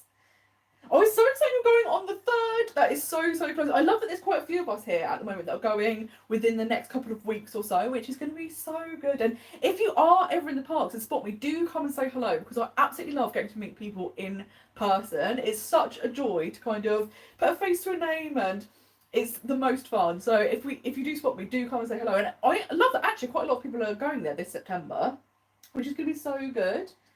Yes, Bolene, I love that you're also the Red Cross with all the medicine. Yeah, and I think I can't imagine anything worse than having to try and scramble and find, you know, a pharmacy and stuff like that. I'm lucky that I'm going to be having a car, but it's also that thing of if for whatever reason you did feel unwell, because I'm on a solo trip, you might not feel up to going out, and I'm like, oh, it's better just to have the stuff with you. The good thing is, if you're in the parks, you can go to first aid, and they will have stuff like painkillers and plasters and anything like that, which they can provide you for free. So that's really, really, really handy. And then in the hotel shops, they do also sell stuff like that. It will be a bit pricey, but you do know if you ever needed like toiletries or medicines, they do sell them in the gift shops. So yeah, if you ever caught out, you're lucky because it will all be okay. These are just my spare extra packing cubes because, like I say, I've ended up getting a collection of packing cubes. Oh, these are one of the bags that I was trying to find earlier, where you can. I've got some bags like this that are just like for shoes, and you do this, and they're all done. And then I've got ones that are. Oh, I actually think they're over here. Sorry, I'm gonna have to get up. But I've got ones that are actually for shoes specifically. Shoes are an issue when it comes to going to Florida because I always take quite a few options. So what I will do is I will take a pair of Crocs. I will take I've got a pair of shoes that are called Ufus, and basically they're actually recovery like sliders for marathon runners. But when I've had so many troubles with my feet, I would highly recommend them, and they're amazing. They are so soft. They're brilliant. The only downside is if it rains, your feet slide about in them. So what I always do, and I have a smaller version of this type of bag, I take some Tiva sandals, and some days I'll just wear them all day, but what I will always do is have them in my backpack, and that's because if I wear other shoes and it starts raining, I can switch them out. And what I like about Tivas is because they are like Velcro, you can wear them in the rain, like they dry really quickly, your feet are gonna like not slide about, they're perfect. And then I also tend to take 2 pairs of trainers, just because if you take one pair and then your feet are like getting fatigued in them or they're rubbing or whatever it is, it's an absolute nightmare. So I always take 2 pairs so I can switch, because I think the reason I take so many pairs of shoes is just because your feet need different shoes. If you wore the same shoes for 14 days, even if they were super comfortable, they'd end up being uncomfortable. So I always take a lot of shoes, which is the downside because they're not heavy, but they take up a lot of space. So that's the good thing about having the second case, is that like probably one half of the second case will be mostly shoes. There will be other bits, but it'll be a lot of shoes. But at least they're not too heavy. But I also have something I've been trying out, which are a game changer, and they are these silicone heel protectors, and they're really good for if you've got new shoes. I know a lot of people that buy Doc Martens use these, but they're really good for any shoes basically, and they stop your feet rubbing or getting blisters. And I wore them to Disneyland Paris in March, and it was such a game changer because, as we know, in every vlog series I've ever done, I've had problems with my feet. And that trip I wasn't in a problem. Like, my feet got tired, but they didn't have blisters, they weren't in pain. So they have been a game changer as well. So absolutely looking forward to using them, which is going to be fantastic. Let's have a look. The Disney hotels have sundries and medicines in their stores. 100%. Like you said, it's so good that they've kind of thought of that, because there's always something you're going to have left behind perhaps, or you run out of something. So to know that you've got it on the like at hand is perfect.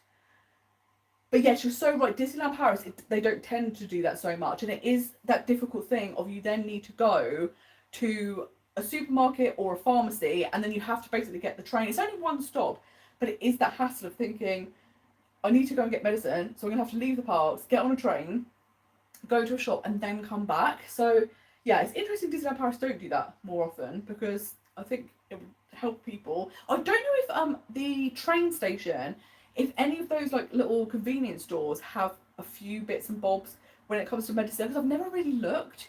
But it would be handy if they did. But I am surprised the Disney hotels don't, because like you say, in the US it's common, like you will always find things if you need to.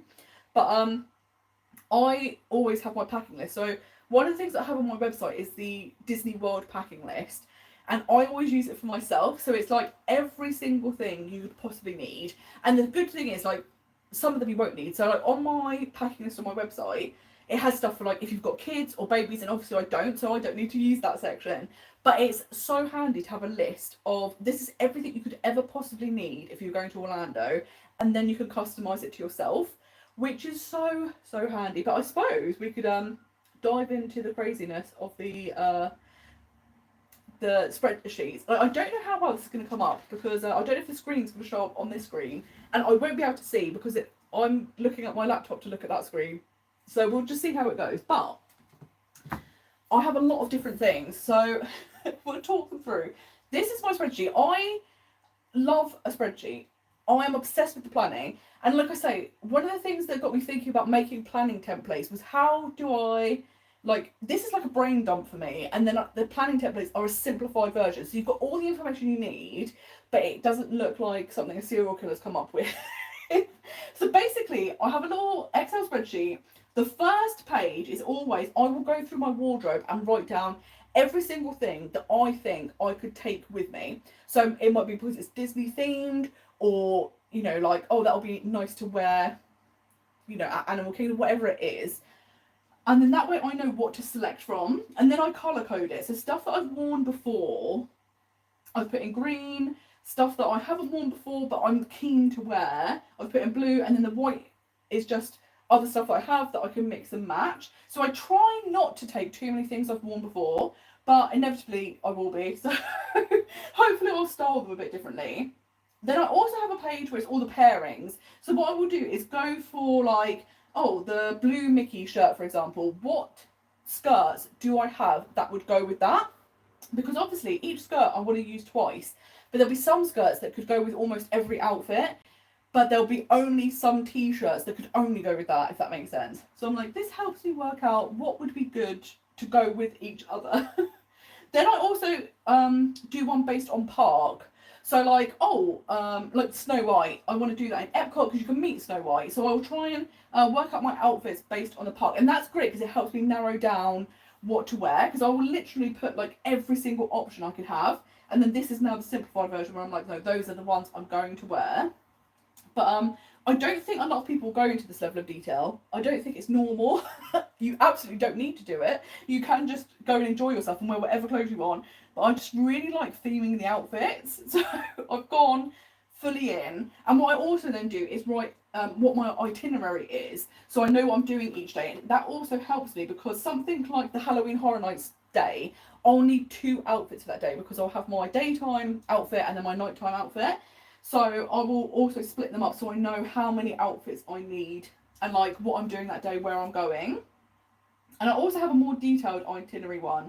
So it will literally be like, I'm going to Magic Kingdom, this is what I'm planning to do, this is where I'm planning to eat. Like if I'm planning to meet a character or something, I'll put that in so that I can then work out what outfit would be best for that day. Like, it's not normal. It's definitely not normal. And then I also have a final one where I will put down kind of like everything I'm going to wear, the shoes, accessories, toiletries, electricals, paperwork, so that I can kind of see everything laid out. And I take this from my planning template. So I look at all of the things that are on there and then I'm like, okay, I'll just add the ones that I personally need. It's a lot. It's not normal. But like I say, I have been obsessed with planning Disney trips. It's like, I love all of the research, but it's not normal. It's like my special interest kind of thing. And I go like fully in. And because I've been doing it for years upon years upon years, you've collected all this information. And that's kind of why I started Most Magical Guides. Because I was like, if I can pass on these tips and advice that I've picked up over the years, and it can make people's trips better, that would be fantastic. Because I would go to Disney World, particularly Disney World, where it is so expensive to visit. And I'd meet people. And I actually think there's like this one specific couple who I met, and they kind of sparked Most Magical Guides, and they were on their honeymoon and they were having a great time. But then when we were chatting and they were like, oh, we waited 3 hours to go on this ride, and then we wanted to eat in these restaurants, but they were fully booked, and they were missing out on a lot just because they didn't have the access to the information before they went. They didn't know what they needed to plan. So I was like, oh, if I can get the tips and advice out there, because I think even if you do a little planning, it goes so far, and you'd be surprised. I think it's a ridiculous. It's something like 70% of people that go to Disney don't do a lot of planning, so they don't realise that you need to book dining reservations in advance and stuff like that. So even if you just know a few things, you've got the edge over other people, and the difference it makes to trips is huge. Because I've definitely visited the Disney parks before where I didn't do any research, particularly like when it came to Disneyland. So I'd been to Disneyland twice before my last trip. Once was just a day trip. I did like a 10,000-mile road trip around America when I was 18, which was incredible. And I just went for one day to Disneyland, height of summer, super busy. It was also, I think, the year that DCA had opened. It literally just opened, so it was like obviously busy. So I didn't get to do much. The next time I went for my 30th birthday, and we did 3 days, but again, it was kind of like summertime. My birthday isn't in the summer, but we were like, let's go when it's better weather, but then downside, crowds. And I didn't do any research. I was just kind of like, oh, like I know what the rides are similar to the ones at Disney World. I know which ones I like we'll do that. I didn't get the most out of the trip. We probably did half the things that were available. And I really felt the difference between planning and not planning. And I was like, never doing that again. So when I went this time, I wanted to make sure I had enough time to get everything done, but also do the full experience. So like research like the best restaurants, like the best ways to do things. And it was a dream trip. It was unbelievable, the difference. Because up until that point, I didn't really like Disneyland. Like the experiences I had weren't particularly good. Whereas the last trip was literally a dream. And I'm obsessed with Disneyland now. And it's crazy how kind of like the slogan for the channel is maximise the magic by mastering the planning. But literally that is what it is. Like if you know how to plan, the difference it makes in the trip is unbelievable. So, and I'm preaching to the choir because you're obviously all people who do love the planning and like finding out the tips, the advice. But yeah, that's kind of why we started Most Magical Guides. Oh, it's going to be your third trip. Your friends go every year and plan every day, so we know what, where, and when. Yes, it's that thing, isn't it? Like when you love the planning, it's like you're constantly updating and watching new things, and it's the funny thing, isn't it? Because you typically book your trips quite far in advance, and when you first book, it's so exciting. But then there's quite a long period before you can book anything else. So like your dining, you can't book till 60 days in advance. So like if you book 15 months in advance, you're like, I've got a long time to want to keep the excitement going for the trip. And I think the planning is part of it. Like for me, I start planning immediately. So I start looking at like, these are the restaurants that I want to try next time. All of those things I plan from like when I start booking. And then what I really like is obviously watching vlogs, seeing other people's trips. That keeps the excitement going. But like you say, when people are like every day, like just doing a little bit of research, it totally means when you go, you're like an expert, you're ready to experience everything. Yes, your trip will be amazing, and it's so fab. Like you said, when you know people that can go, oh, we really love this place, or like this is the best way to rope drop and stuff like that, you just go in so prepared, and it's just wonderful. So I'm absolutely loving that, and yeah, it's just the best having these little trips ready to go. And I think that's the thing, like where Disney is expensive to visit, like even budget trips are still expensive. Like I really want people to get the most out of their money. I think today it's made me realise I might be a cheap person because I'm like, this was discounted, I won't pay full price for that. But I think it's for me, it's just I really want to get the best that I can out of my money. And again, I think having these tips and advice and knowing like the best ways to do things helps you stretch that. And I definitely think that's the thing, like I'm at the age now where comfort is key, so there are definitely things that I will splurge on. So like the flights, like I've paid to premium economy because I'm like, that's important. So I'd rather pay a bit more money on that. But if I can save money in a different area, that's what I'll do.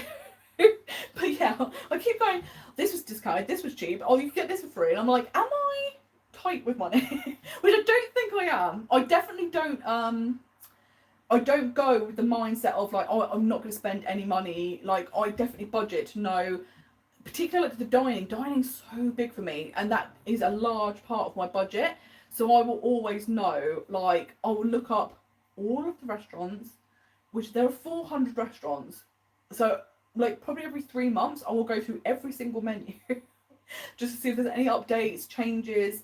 And I also watch channels like Princess and the Bear to get their reviews of where the best places to eat. But I will then look at the menu. Because I'm vegan, typically there's only one option, so I kind of know what I'm going to eat, and then I will create a budget based on that. So I'll get a rough price of the meal, add tax and tip on top, so that I know I'm covered for all my dining. So again, I think it just depends. Like, everyone will have different things they want to save money on and splurge money on. And it's just whatever works for you. And like I say, the downside with Disney is even budget trips are very expensive. Like, there's no cheap way to go to Disney World. Like, it's always expensive. And particularly now, like, pre-pandemic, my trip would have cost me half the price. It's crazy how in a few years, how much it's gone up. Interestingly, they have seen attendance drop. So I'm wondering if they are starting to really price people out. So it will be interesting to see what happens, and particularly because the next couple of years, like, this is going to be a great trip because everything's working. The next couple of years, probably the next 5 or so years, there's going to be a lot of construction going on in the Disney parks. The good thing is, I think a lot of it, like Animal Kingdom, for example, Dino Land, where it's kind of set back a bit, you won't be impacted by that. But Magic Kingdom, you're going to see a lot of work happening where they're getting rid of Rivers of America, getting rid of that whole area, turning into the Cars kind of section of Frontierland. So, yeah, it'll be interesting to see if they will drop the prices to accommodate that, or if they will just stay the same. They're like, we don't care if there's construction going on. But, yeah, I'm wondering if the prices are going to have to come down, because they are pricing a lot of people out now. Yes, love watching vlogs as well, and yeah, it's so like that. It's so nice that that's how you found my channel, and yeah, it just really gets the excitement going for a trip, doesn't it? Because it's really, really handy to see what other people do, and like you say, like, you find little tips and advice out, or like, oh, I didn't know you could do that, and that's actually something that I really got into Disney vlogs by watching Disney World vlogs, but of local vloggers, because when you're watching people like Paige and Mr. Morrow, because they go so regularly, they visit the parks very differently to how you would visit as a tourist. But they then have like little unique insights or like unusual things that they have learnt to do that you would never ever find out unless you knew someone who was local. So that's why I really got into watching vlogs. And then of course it's then nice to go and watch people who are actually going on holiday and seeing how they plan their holiday and the things they do, and it just builds the excitement, like you're saying. But now it's so hard because there's so many people to watch, and you're like, I don't have enough time. I need like full-time jobs to be able to keep up to date. But I love it when people are away and like on their Instagram stories, you're seeing what they're doing. Like, I want there to be so many stories that, you know, like the little dashes at the top of the screen. You can't even see them. It looks like one solid thing because there's so many stories. So I will be adding stuff onto Instagram. I'm also hoping to kind of make some videos that I can put on TikTok. And of course there will be vlogs coming out. So in October is when the vlogs are going to start, at the beginning of October, so literally like a week after I get back. We're going straight in. We're going to have 1 vlog a week, we're going to have 2 dining reviews a week, and then 1 planning video a week. So it's going to be Monday, Tuesday, Wednesday, Thursday. There's going to be a video every single day, which is very, very exciting. So I can't wait for that. Some of the planning videos I'm hoping to be able to film out there. And like, there won't always be planning videos. It'll be stuff like a tour of like the new Primark and kind of showing you the things you can get, the prices, if it's worth popping there and getting stuff. Like, I'm sure they'll have stuff like ponchos and autograph books or t-shirts. Is it better to go there and get some stuff and then wear it in Disney? Like, so there'll be all videos like that. But of course the planning videos, I'll also still be doing Disneyland Paris and Disneyland planning videos in amongst the Disney World stuff. So that's very, very exciting. But we're going to have content for a long time, which is going to be so, so good. So it's always so exciting when you come back and you're like, you've got like 15 weeks of vlogs ahead, which is going to be fantastic. And I think there's going to be something stupid like 37 dining reviews, which is why I'm doing 2 a week, because I'm like, that's going to take forever. That's like almost a year long. So we're going to just do 2 a week, and that'll be so fun. And hopefully that'll give you an idea of maybe where you'd like to dine yourself, and like which ones are worth the cost, which ones maybe like the setting's fun but the food is not worth the value, or things like that. Oh, that's so exciting to hear that you're like going to get your Disney fix through this trip. And Yeah, it's so fun, isn't it? Like when you're waiting to go to Disney, or if you don't know when you're next going back to Disney, it is so nice to be able to keep kind of that magic and see the parks whilst you're still at home. So I'm the same as you. I absolutely love it, and it's so nice that you've watched the 2022 videos so much, and it's so fun. And it's also really nice. Like sometimes I'll go back and watch like certain days, and you kind of there's always things you forget, and then when you've been vlogging, it's so nice because then you remember and you're like, oh, I loved that, and yeah, it's so handy. And again, you kind of get to kind of see which things worked, which things didn't work. Like my last trip, having that afternoon break, I'm obsessed now. I will die on a hill about the afternoon break. It is the best thing you could possibly do. Like my trip was so much better for it, and can't wait to do it this time again. And I'm excited to try like lots of new things this time. I'm doing some tours that I've not done before. I'm obviously going to this new Primark. I'm gonna have a little look around Florida Mall. I don't tend to go to Florida Mall that often. I tend to more go to the outlets because, as we've noticed, I love a bargain. But obviously Halloween Horror Nights is going to be completely new. Loads of new restaurants. Like there are some restaurants that I absolutely love, but I was like, let's try and keep them to a minimum, and let's try and do loads of restaurants that are either I've never been to before or haven't been to for a very long time, so they'll be very different. So I think that's going to be really fun. And I'm trying to do a mixture. I love table service meals. There will always be table service meals, but this time I'm trying to do a bit more quick service to kind of show that experience and what that's like. And I think it'll be interesting. Like Magic Kingdom, I'm doing a lot of quick service. Magic Kingdom is famously not very good for quick service food, but I think it'll be really interesting to see like, is it as bad as people make out, or is it not too bad, but it's just not as good as some of the other places. So I think that'll be really fun. So I think it'll be good because I think it'll be quite a different vlog series from the first one, because it is always like a worry. You don't want to keep making the exact same videos and it's just like very boring. But I think the great thing about Disney World particularly, it's always evolving. So like between when I was there last time and now, you've now got Tron, you've got Tiana's just opened, there's new restaurants, there's always new things. So it's great because you're just like, every trip is completely different. And I think that's, if you're not a Disney person, people think, why do you go so often? And I'm like, honestly, it's so different every time you visit.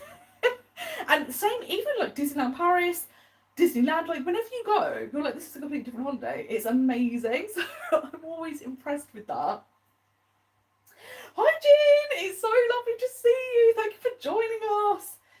And yes, it's very exciting. Jin is also going to be in Disney World at the same time, so I'm going to be meeting up with her. And we've been chatting for ages online. And Jin was on the podcast, the first ever episode. Jin and Mike are going to be future guests, so I could give you an exclusive. The next podcast is going to be Jin and Mike, and we're talking all about D23. It was so much fun. We covered everything that's coming, the time frames, what we're expecting, and kind of our opinions on it. So I'm very excited. That's going out on the 1st of September. We recorded that yesterday and it was brilliant. And we happened to be there at the same time. So we're going to meet up in person, which is fantastic. And this is the thing that I love so much about Disney. And particularly like, once I started vlogging, you suddenly got to meet people from all over the world that love the same things as you do. And it blows my mind. Like, we are on the other side of the world, but we can chat and like meet up. It's like absolutely wild. So that's the thing I think is the best. Like, I genuinely, I know I say this all the time, but it always, every day it blows my mind how many people I get to chat to and like message on Instagram. Because when I started the channel, I thought if you're giving out tips and advice, people might watch the video and hopefully get something from it and it helps their trip. I never ever thought that you would end up becoming friends with so many people from all over the world. So thank you all so much, because it literally blows my mind every day and it's such a joy, and it's been so unexpected, and it's the best thing about having the YouTube channel. So yeah, I absolutely love it, and particularly like when we get to these lives and chat to each other, it's the best. So thank you so much. I never take it for granted that you take time out of your day to join me or watch videos and comment and message me. So I super appreciate it. And then when we actually get to meet in person, it's like the best. So like I say, if you ever do see me out and about, we have to do it. And I'm sure down the line we will arrange like more meetups. Like we are doing a meetup in Disney World, this time at Roundup Rodeo Barbecue. I think that's the first time I've ever said that correctly. But there has always been talks about doing meetups in London or Disneyland Paris, things like that. So I'm sure that will come, because it would just be so nice if we happen to be there at the same time. We can officially properly meet and do things together. So that will be the best. But yes, I'm so excited to meet you, Jin. I think it's just going to be so much fun. And I love that we happen to be there at the same time. Like, it's amazing that we literally live on the opposite side of the world, but we're all in Disney at the same time, so we can finally meet. And that again blows my mind. I'm just like, how is it possible? But it's the magic of Disney, isn't it? Like, it brings everyone together, so it's absolutely wonderful. I love that Coco's full blown gone to sleep. She's blending in though. She's kind of camouflaged. I'm trying to think. I think that is everything. These, I've still got to pick these ears out. It's hard to know which ones to take. I definitely think the ones that look. Oh, sorry, Coco. I'm so sorry. The ones that were the bubble ears, I think they've got to go in the case, because they're going to go with so many outfits.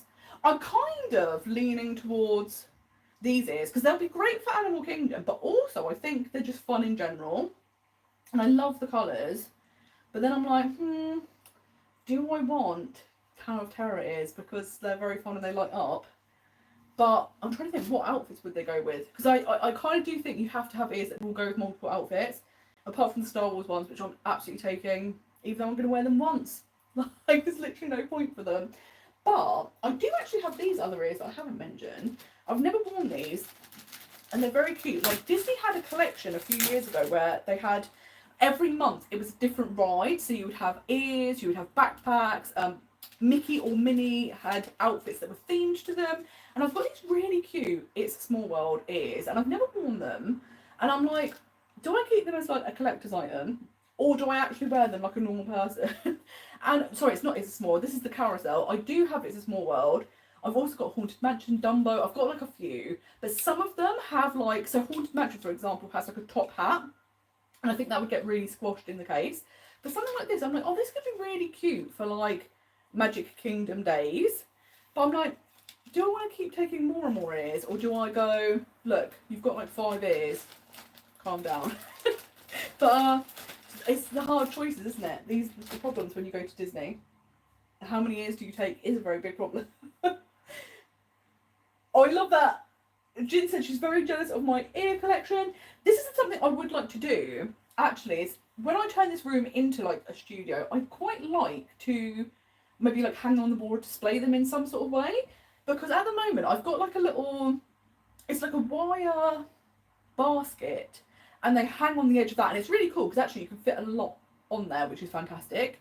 It's a lot more space conscious than like hanging them up.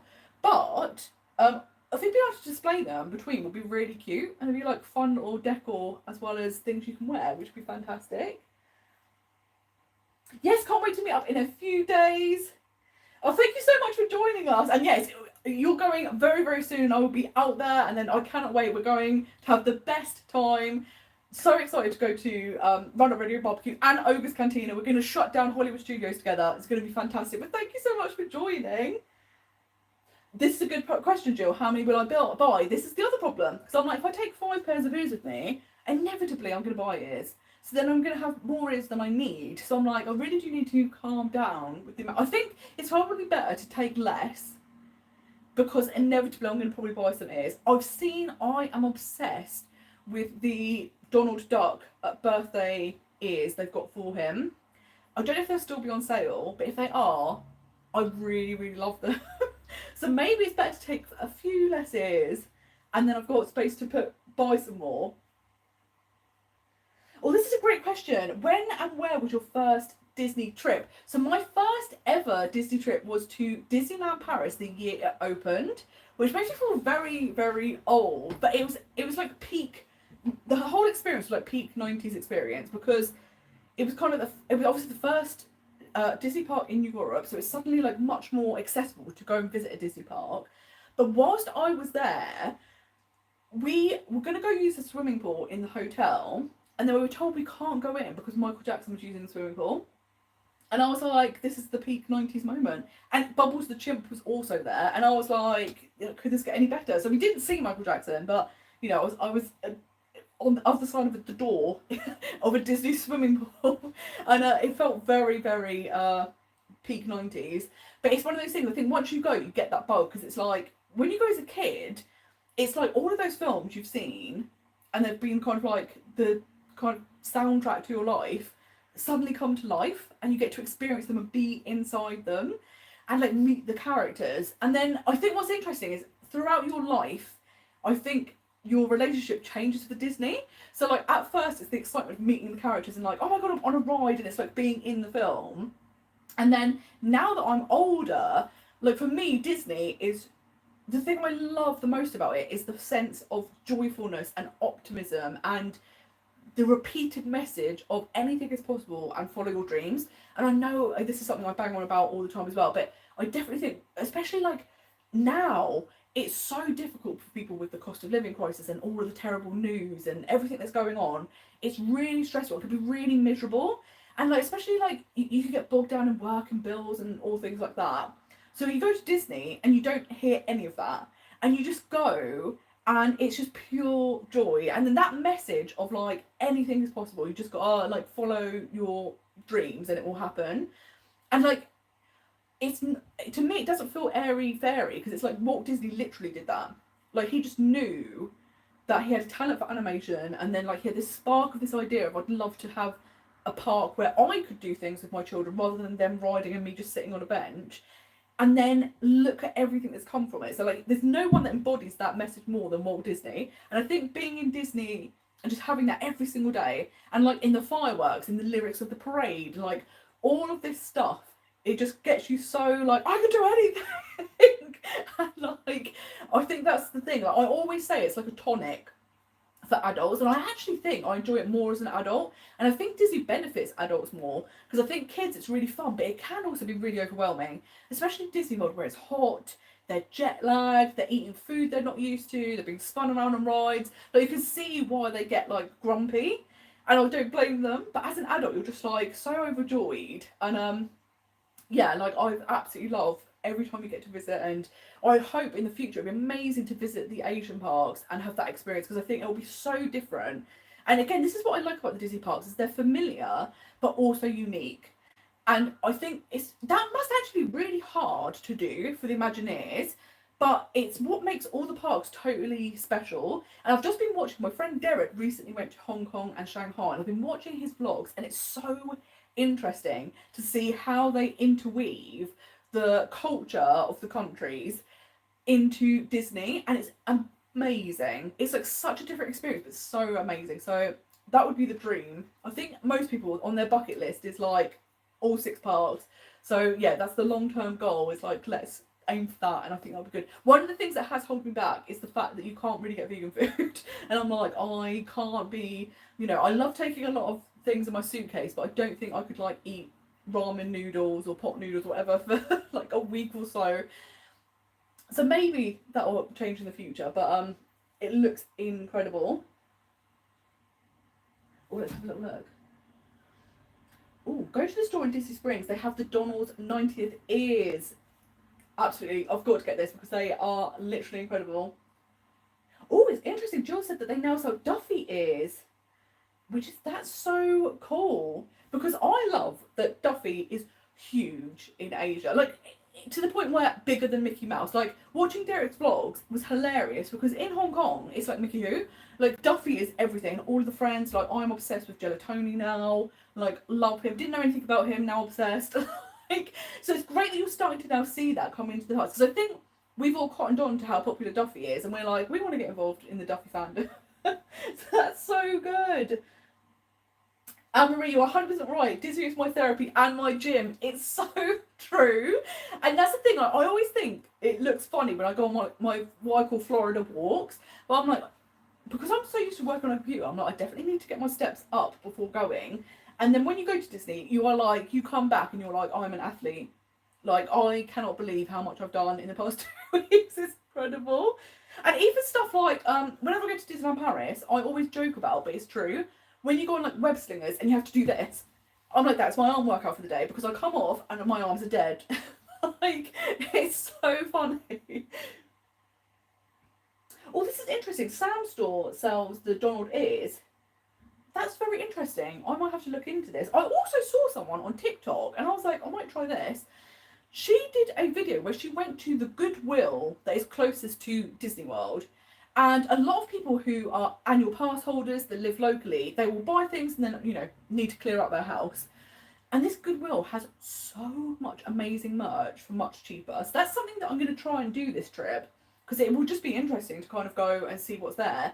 But also, if you can get some bargain, fantastic. And like, some of it is stuff like, and I'm sure we've all done this, you'll buy something, you're really excited about it, but then when you get home, it kind of sits in the cupboard and you don't ever use it. So some of it's like never been used, or like limited edition or special edition stuff. So, gotta go and try that out. Yes, you're so right. You think about the quote, there's a great big beautiful tomorrow, which keeps you going when you're down. And I 100% agree. I think everyone probably has a Disney catchphrase that helps them, because I totally think that's one of them for me. And I always think about, and this is why, like, I've booked this dessert party for Happily Ever After because I am obsessed with Happily Ever After and I really want to enjoy it. Because last time was Enchantment, but didn't see any of the show, didn't even hear the show because there were people arguing. It was a nightmare. So I was like, well, I'm going to treat myself, do the dessert party, live in the moment. I am going to cry. That's happening. Whether it will be like in the advert where, like the single tear, like it would look like you were advertising Disney World, or it'll look like I'm having a nervous breakdown. I don't know, it'll be on that spectrum somewhere. But also, it's more a question of at what point during it will the crying start. And I know for sure, if I haven't cried, once we get to the Hercules section, that's the bit that gets me. And that's also the quote that I always think about, like, I will beat the odds, I can go the distance. And I'm like, yes, I can go the distance. So, like, I'm very much looking forward to this. I kind of think crying at the fireworks is like the perfect end to a Disney day, which might sound weird, but I always judge, actually, the fireworks shows on if they make me cry or not. And if they don't make me cry, I don't think they're that good. Which is why I'm excited for Disneyland Paris to have their new fireworks show in January, because, like, I actually don't love Disney Dreams when it came out, and look, that made me cry. Absolutely loved it. Loved that they had Dr. Fastidio as part of it. Illuminations didn't really have any impact on me. Wasn't a big fan of it, and they've kind of bounced back between the two. And I think Disney Dreams was great when it came out, but now it's really lacking compared to what other Disney fireworks shows are like. And they just had those two shows for 10 years, so I'm very ready for this next show, and it better make me cry. That is the target to go for. Yes, Jill, this is so true. Doing the dessert, you to do the dessert party too, the post one, and yes, last time on the live stream we talked about this, and I was contemplating doing the post one or the seats and suite. No, the seats and suites, the one where you sit down. And a lot of people have said the post one's much better, and I do think I watched then some videos, and it's nice that you do have a seat, but you don't get any of the protections because it's kind of behind trees and stuff. So I'm like, I definitely think the post party is the best. And people were saying, like, you get to turn up, pick your spot whilst the pre-people are having their desserts, so you actually get to pick the whole area is free for you to choose your perfect spot. So I think the post is going to be perfect. So I think that's going to be so much fun. Hiya! Thank you so much for joining us. And this time I'm going to be going back to the same resort. I'm going to be staying at all-star music again. And it's simply because when I'm a solo traveller, the hotel rooms in America, they tend to be based on the room. So if you're one person, you pay the whole cost. And then if you're two people, it's half, 4 people, it's a quarter of the price. So it's so unbelievably expensive as a solo traveller to stay on site. So I always tend to do the value resorts because of that. And this time I knew I wanted a car.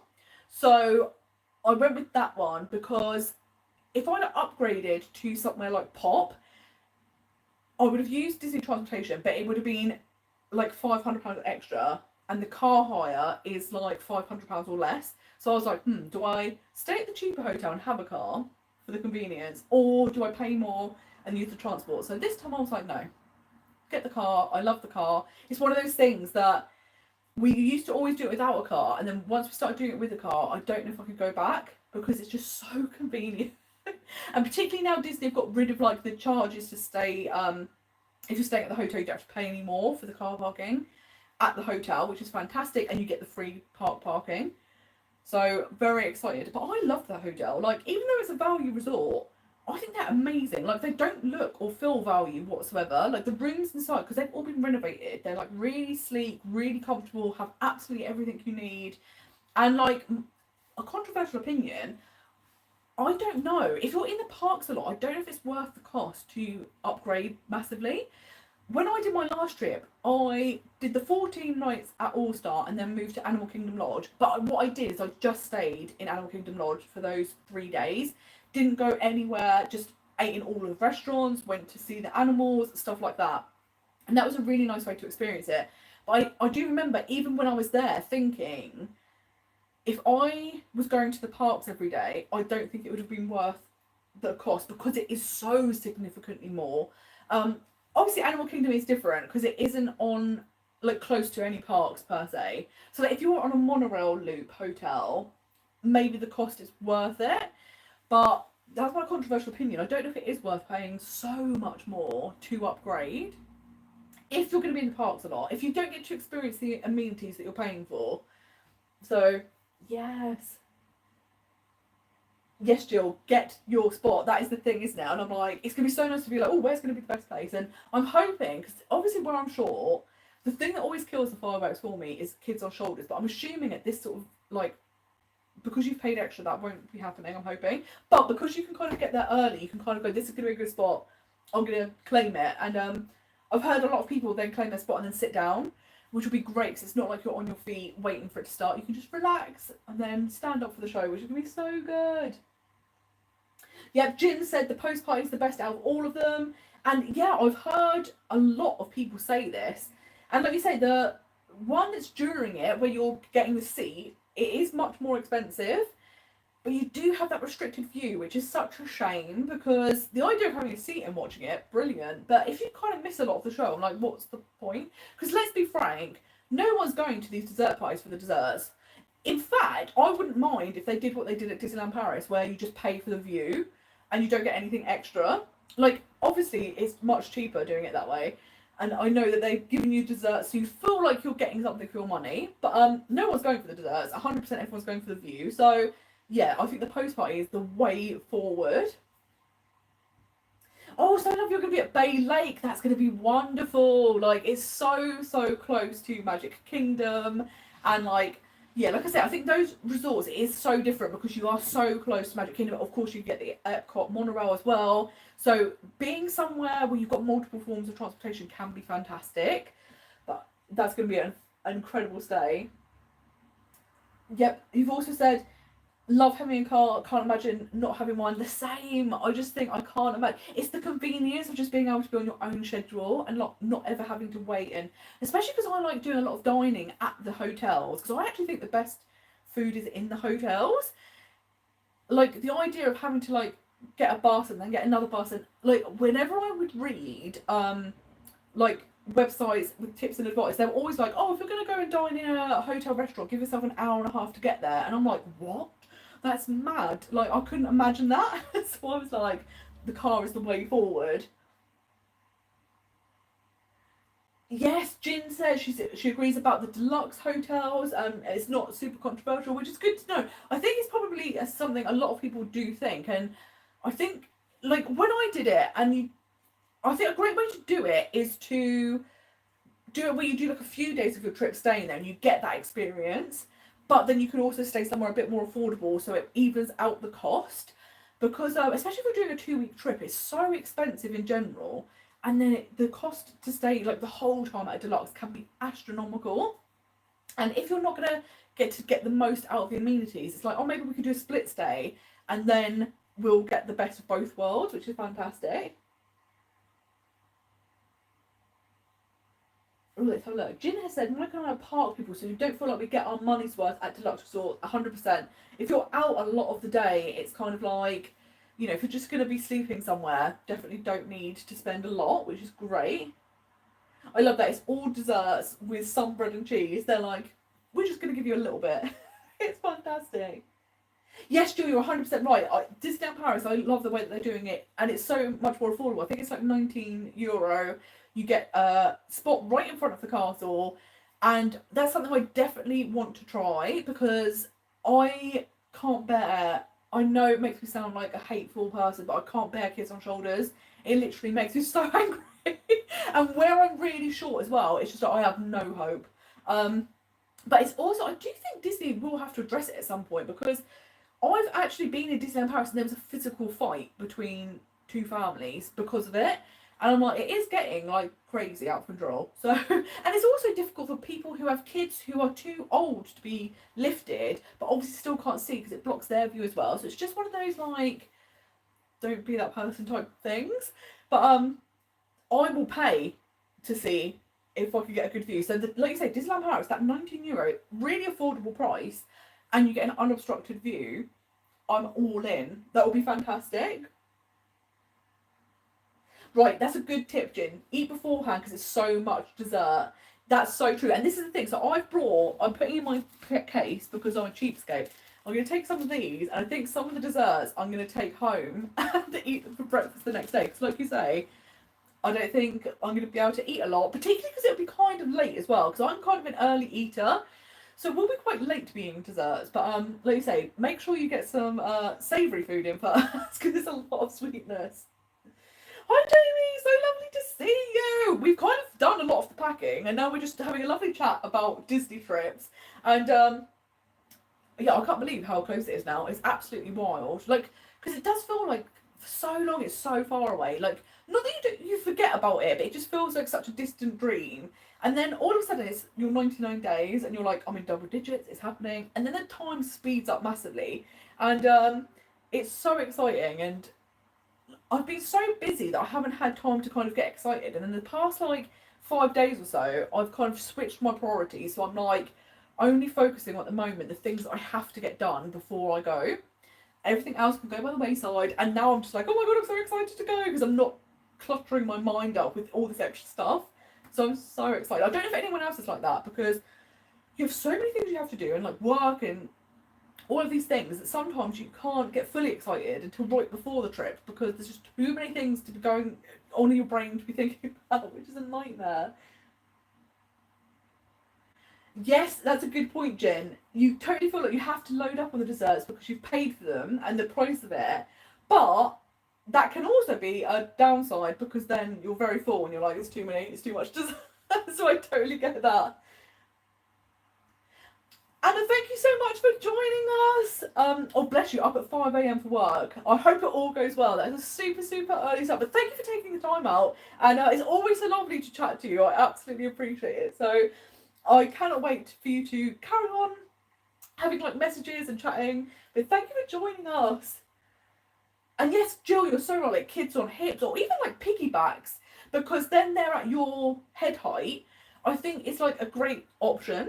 Because the kids on shoulders thing is just like immediately you're like 8 foot tall and no one's seeing anything. So it's so difficult and like I don't know. I think it's definitely got worse the past couple of years, and I think it's probably because I don't know if anyone else feels this, but since the pandemic, there's definitely been a shift towards like more of like me attitude in some people, and they're just like I'm gonna do what I want, and like I don't care about anyone else, and it's kind of like. But in a society, you kind of, whether you like it or not, you have to have common courtesy for it to kind of, be frictionless. And but I definitely think I know they've had a lot of problems in the park with kind of people being a bit more argy-bargy or a bit more rude or aggressive to like cast members. And I think there's something happened in the pandemic and people went a bit wild. But I'm like, it's almost 5 years ago now, so we've got to stop blaming the pandemic for your bad attitude. It's amazing.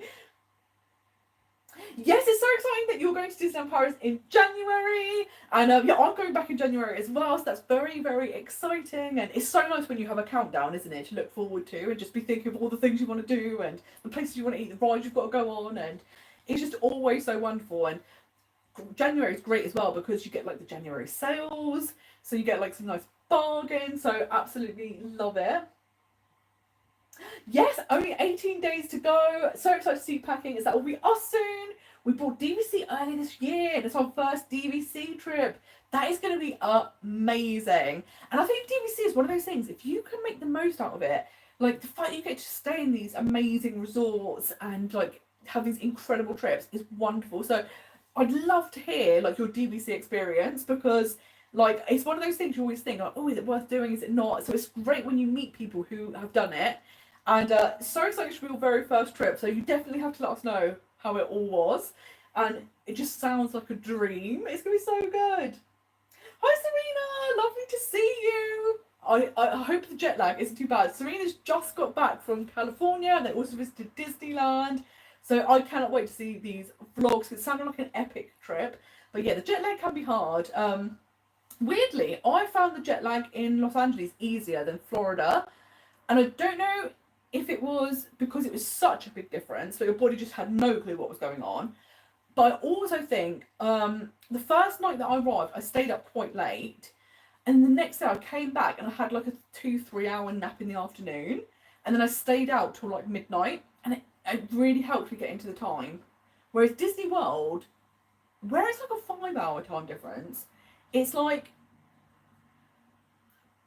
it's weird. It's not like long enough to completely throw your system out, but it's also not short enough to not have an impact. So I always struggle. It's so difficult. Yes, Jin, this is a really good point to make. You prefer it if folks don't recite the ride narrative. And I totally agree, because it's that thing of where you're with other people, there's going to be loads of people that have never experienced it before. Or maybe they've seen it in a ride video or a vlog and they're so excited to experience it for themselves. And then to have someone else narrating it, it completely ruins the whole experience. So I think you're so right. Again, it's just those little common courtesy things, isn't it? And you're like, come on, guys, we can do this. And it's so true, like, especially like when it's singing, I'm like, I'd like to hear the professional singers, please, rather than you who've just turned up. Although I do sometimes think something I would really love is, I love Carousel of Progress. I would love it if one time you could go on it, but it's like everyone that loves it, so you can all like sing along. I think that would be so much fun. The other cat has arrived. This is Jaffa. Hello, Jaffa. How you doing? Oh, we've all turned up. I love that cats, they're like, there's a camera on, they've got to be there. It's perfect. So, hi Kay, lovely to see you. Yes, it's so exciting that the trips videos are coming up very soon. So the very beginning of October, I think it's actually 2nd of October, it's going to be the Wednesday, is when the first vlog goes out, which is going to be so exciting. So that will be the travel day. And I'm loving, like, the week after I get back, we're going straight into it. And it's going to be 15 weeks of vlogs. But then also the dining videos, the planning videos, there's going to be so much coming, which is very exciting. And Jamie, yes, I'm going to Disney World in 13 days' time. So exciting. And the vlogs will be coming out the 2nd of October. And then I'm going to Disneyland Paris at the beginning of January. And those vlogs will come out, I think they're going to be coming out at the end of February, beginning of March, because it will be just after the Disney World vlogs are finished. There'll be like a week or two, and then we'll go straight into Disneyland Paris, which will be so much fun. And it's going to be great. It's going to be a birthday trip. And I've never, ever, ever been in Disney on my actual birthday. First time ever. So I'm so excited to do that. I think it's going to be so good. We booked Auberge de Cendrillon, the Princess Carriage Dining Room, for my actual birthday. And I'm like, I think it's one of those things that, like, there's probably a lot of little girls there having their birthdays. And I'm like, I'm getting my birthday badge. I'm going to probably be like, it's my big girl birthday. I can't wait for the experience. It's going to be so good. Oh, bless you, Serena. The jet lag has been terrible, waking up at 2 or 3 a.m.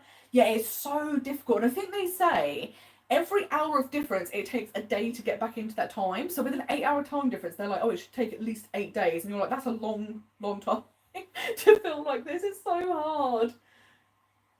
Yes, Anne-Marie, you're so true. People do it in a Haunted Mansion all the time with the speaking along, and it's like, guys, be quiet. It's so stressful, isn't it? Because you're like you say, like, so many people like will have been dreaming of having that moment, and then someone speaks it, and I'm like, you're not going to get a prize. You're not going to get a little badge being like, well done, you've memorised the script.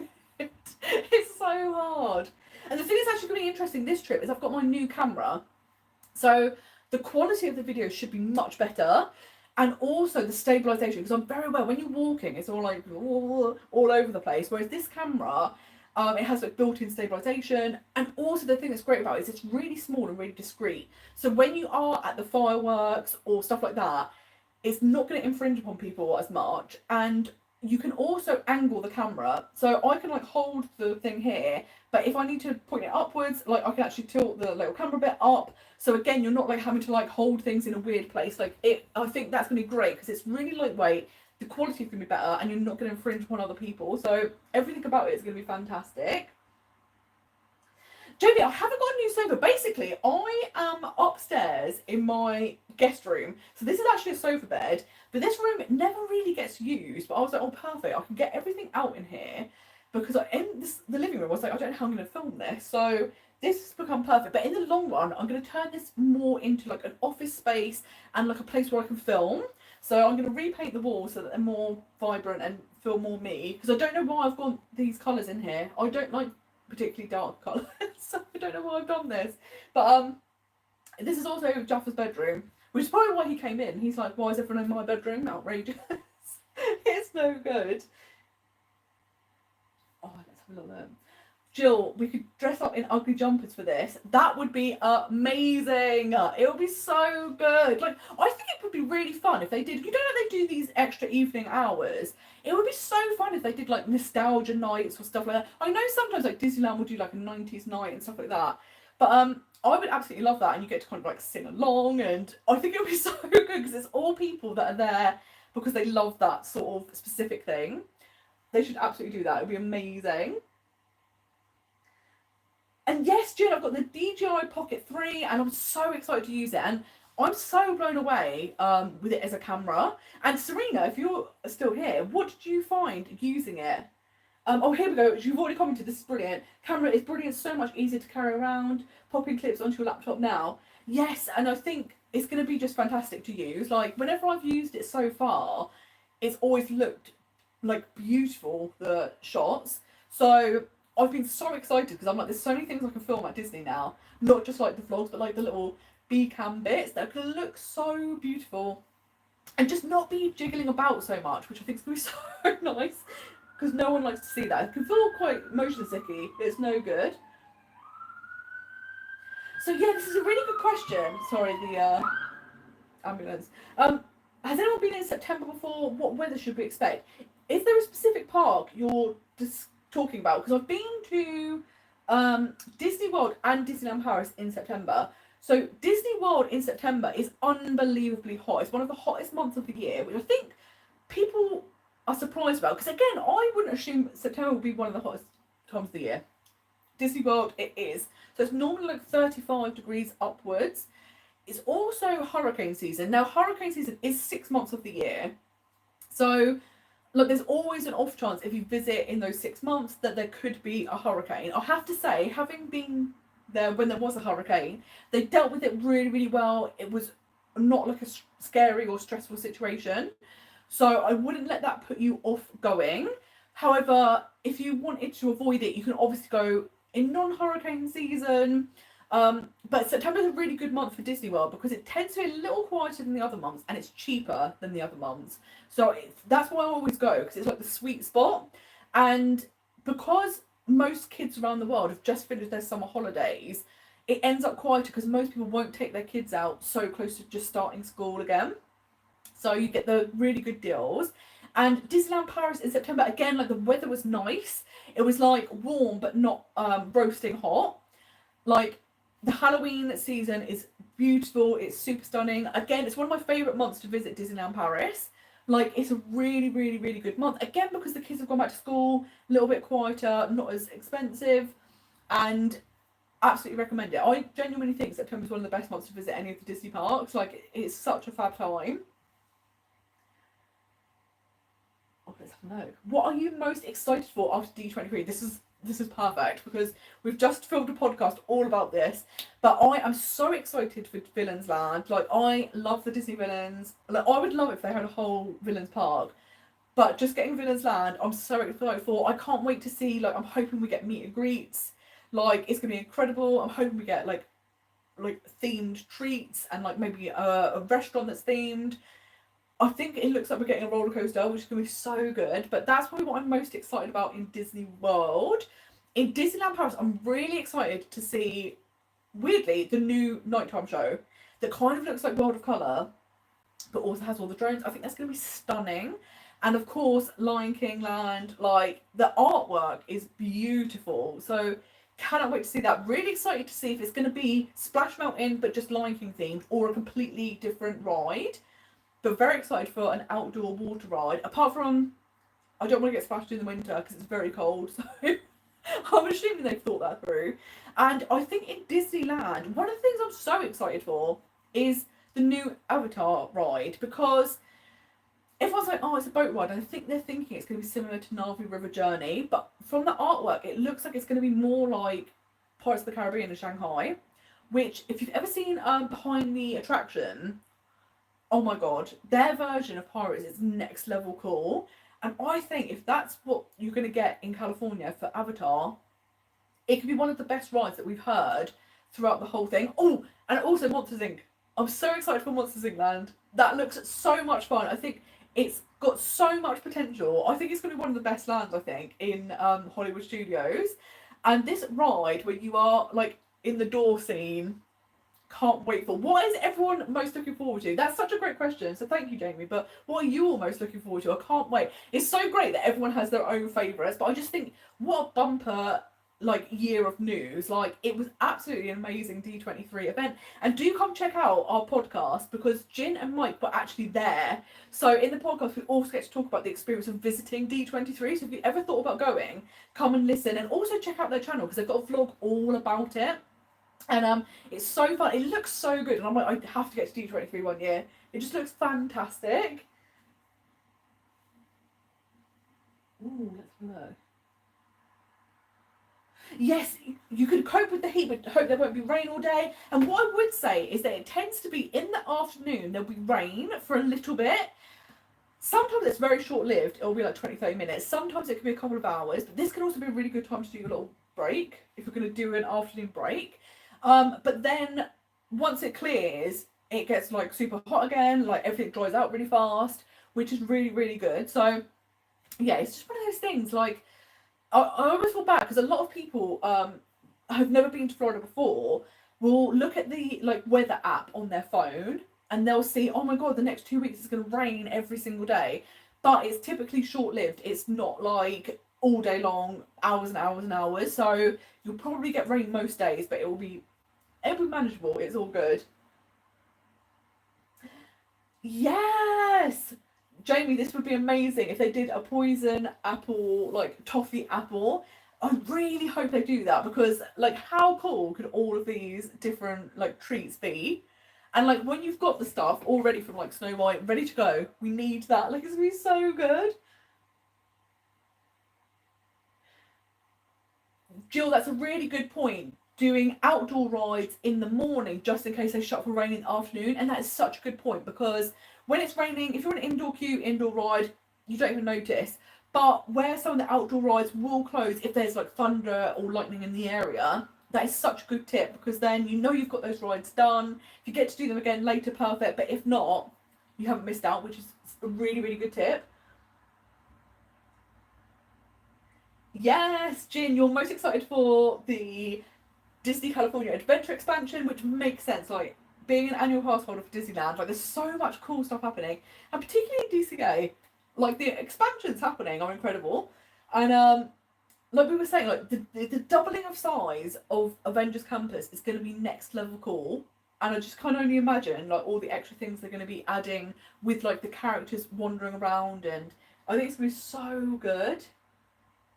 Jill's most excited for Monsters Inc. and Marie's most excited for Villains Land. Jamie is the same age as Lion King. It's been up there on your favourite list since forever, so excited for that. Yes, it looks stunning. Like, and I really like that it's going to be a unique land to Disneyland Paris. But something that we discussed in the podcast, which I think was really good, is that even though like you're getting Avatar in California Adventure, or like there's other places where you're getting similar rides. So like the Indiana Jones ride in Disney World, they're still making you unique, because there was a time where they just kind of copied and pasted things, and then it's kind of like, oh, we don't need to visit the other parks if they're quite gentrified. But now, when they're like, oh, we're going to have something similar but different, it's totally a reason to visit. So I think they have listened, and I'm very excited for all of this. Jin says, with the weather, I still think Disney World is under a magical dome. The weather around Disney World is always marginally better than the surrounding areas.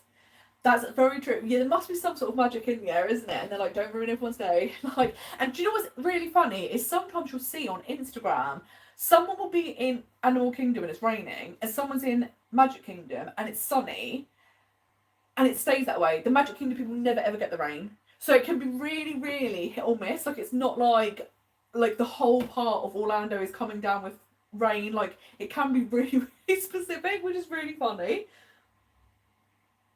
But yeah, it's such a dream destination, and it's just like, I can't wait to get back. It's just like, I can't believe how it's almost here. And it's one of those things, like, when it's the day and you're like traveling to the airport and you're like, I can't believe, like, this evening I'm gonna be sleeping in a Disney hotel. Like, it's so exciting. And yeah, it's gonna be fantastic. And interesting, this flight is an afternoon flight, so I won't land until about 7:30 at night.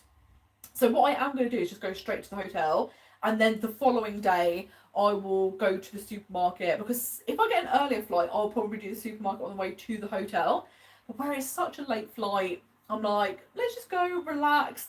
I might get something to eat, because last time I went straight to the hotel and I didn't get anything to eat because it felt quite late at night, and I was like, I don't normally eat this late, I'll just go to bed. But obviously, I find the first couple of days you're always really hungry because your body clock's been so thrown out of whack, your body doesn't know what's going on. And I kept waking up in the night because I was so hungry I felt sick. So this time I'm like, even if it's 9 o'clock at night, I might get something from like Intermission Food Court just to tide me over, because my body doesn't know what's happening. Or I've got snacks on me, which is good, so we can always eat some of them. But I don't know if this is just me, but the first couple of days I'm always so hungry. So that's when I tend to book like a really early breakfast. So my first day it's like 7:30 breakfast. Brilliant, because I'm going to be up really early. I'm going to be really hungry, so it's going to be really good. Yeah, you're so much, and you also get really, really hungry and you don't know why. It's weird, isn't it? I think it is to do with like the time difference, or like the switch up in your routine, and your body just doesn't know what's happening. It's so wild. Hi Victoria, thank you so much for joining us. It's lovely to see you. Yes, this t-shirt, I'm so excited. And I kept thinking, like, should I take it with me? And I was like, oh, you can't take everything with you. But I'm like, I do love it. I did actually get this last time at Disney World, and I kind of like, it's almost a bit like a V-neck, so it's a bit of a different shape top. So I was like, come through, Disney. And I love that it's kind of like the retro print. That's something I did love. It's the last trip, where it's the 50th anniversary. You had all of these collections, and a lot of them were the retro ones. And I love all of that kind of design. So loved that. But I can't wait to see now what's out there. And I have seen some of the Halloween stuff, and it looks great. And I've seen there's like an orange tie-dye Halloween shirt, and I'm like, it couldn't be better. Like, I'm obsessed with tie-dye. Love Halloween. Orange is one of my all-time favourite colours. They knew I was coming. It's perfect. But this is the problem, isn't it, though? Because you're like, I'm going to have to rein the spending in at some point. But there's just too many good things. It always blows my mind when you meet people and they're like, oh, I can get like 1 or 2 things and I'm happy. And I'm like, I don't know how you have that self-restraint. Like, I go there and I'm like, I'm going to bankrupt myself. I need to calm down. But there's so much good stuff. Yes, you're 100% right. Buy all the merch. It's so true. Like, you just have to do it, isn't it? And I think that's the thing. Like, it's very, very, very rare you'll ever kind of regret something. But you do sometimes regret if you didn't buy something and then you just think about it. And you're like, oh, I wish I'd bought that. But I suppose the worst thing, if you buy something and then you decide I don't need it, you can put it on eBay or Vinted or something and get some money back. So, buy the thing. I think that's the way forward. And I'm quite interested to go to the outlet mall, because obviously I always go for Character Warehouse, but I do sometimes pop into some of the other shops.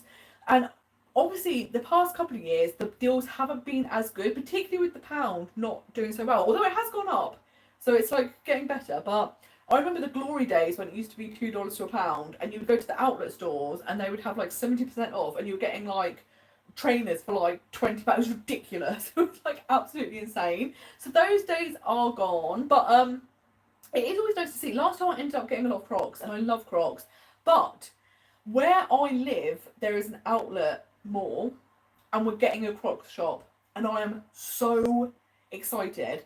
But I still think that it might be cheaper in the US, so we're gonna have a little look. Yes, Jamie, autumn is your favourite season. Love the colours of autumn. 100%, I totally agree with you. And like you say, can't handle the heat. It's nicer when it does start to cool down. Like October is like prime, like autumn, isn't it? It's like the best part of autumn. Like October, just to me, you know, like I don't know, maybe I don't feel like there's any other month where I'm like, oh, that's the very, very like typical month for that time of year. Whereas October, I'm like, everything about October is like autumn. The colours, like you said, the trees, the drinks, the clothing, like I don't think there's any month that feels more like it should than autumn than October. So yeah, I think it's a great time to visit.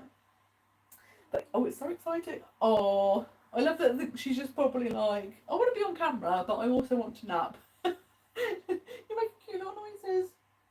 Yes, that's obviously the hardest part, is leaving the cats, and I'm like, I'm very, very fortunate that my dad moves into my house to look after them so that their kind of routine doesn't get disrupted too much. But it's always the worst thing. She's like, no, I wish they could come, but I, you know, they would hate it. They would hate having loads of people around that they don't know. Cats very much like their routine, don't they? And they're like, I don't enjoy this. Who are these people? And giant mice. Would you like a giant mouse? Would you be scared of Minnie Mouse? Would you like Minnie Mouse? You don't know. We don't know. It's so cute. But oh, Jeff has come back. I think he's very perturbed because he's like, why is everyone in my room all of a sudden? It's okay, Jeffer. We're just shaking things up. It's been so fun. But yeah, I can't believe. And the thing that is good, I feel like I'm in a good place with the packing. And what I tend to do is, like I said, like some of the clothes, I'm like, oh, do I really need that or not? And probably in the next couple of days, I'll make a final decision to take things out. And I do think I want to try and be someone that doesn't overpack. So I do think there probably will be things that I should take out. Because like we say, I'm going to buy things out there, aren't I? So if you need a new t-shirt, just buy one. Brilliant. Like, so probably I will take a few things out. And like with the ears, finalise, like these are the ones, maybe go for less ears than more, and then be sorted. But it's even stuff like the amount of toiletries I'm taking. I'm like, is that too much? But then I'm like, if it's too little, I don't want to spend out because it's expensive in the US. So I always think it's better to take a bit too much. I've also got, which I'm excited to try, I've got a roll-on sun lotion. And I'm like wondering if like when you're out and about, if that's just a bit easier and like not as messy. But that'll be interesting to see. What's that going to be like? I think it's meant to be for kids. But I like a very high SPF factor, so I tend to get kids sunscreen, which is wild. Yes, Victoria, it's so nice that my dad comes in and moves into the house, which is so lovely. And yeah, I always think, I wonder what they think when they're like, what's going on? There's someone different here.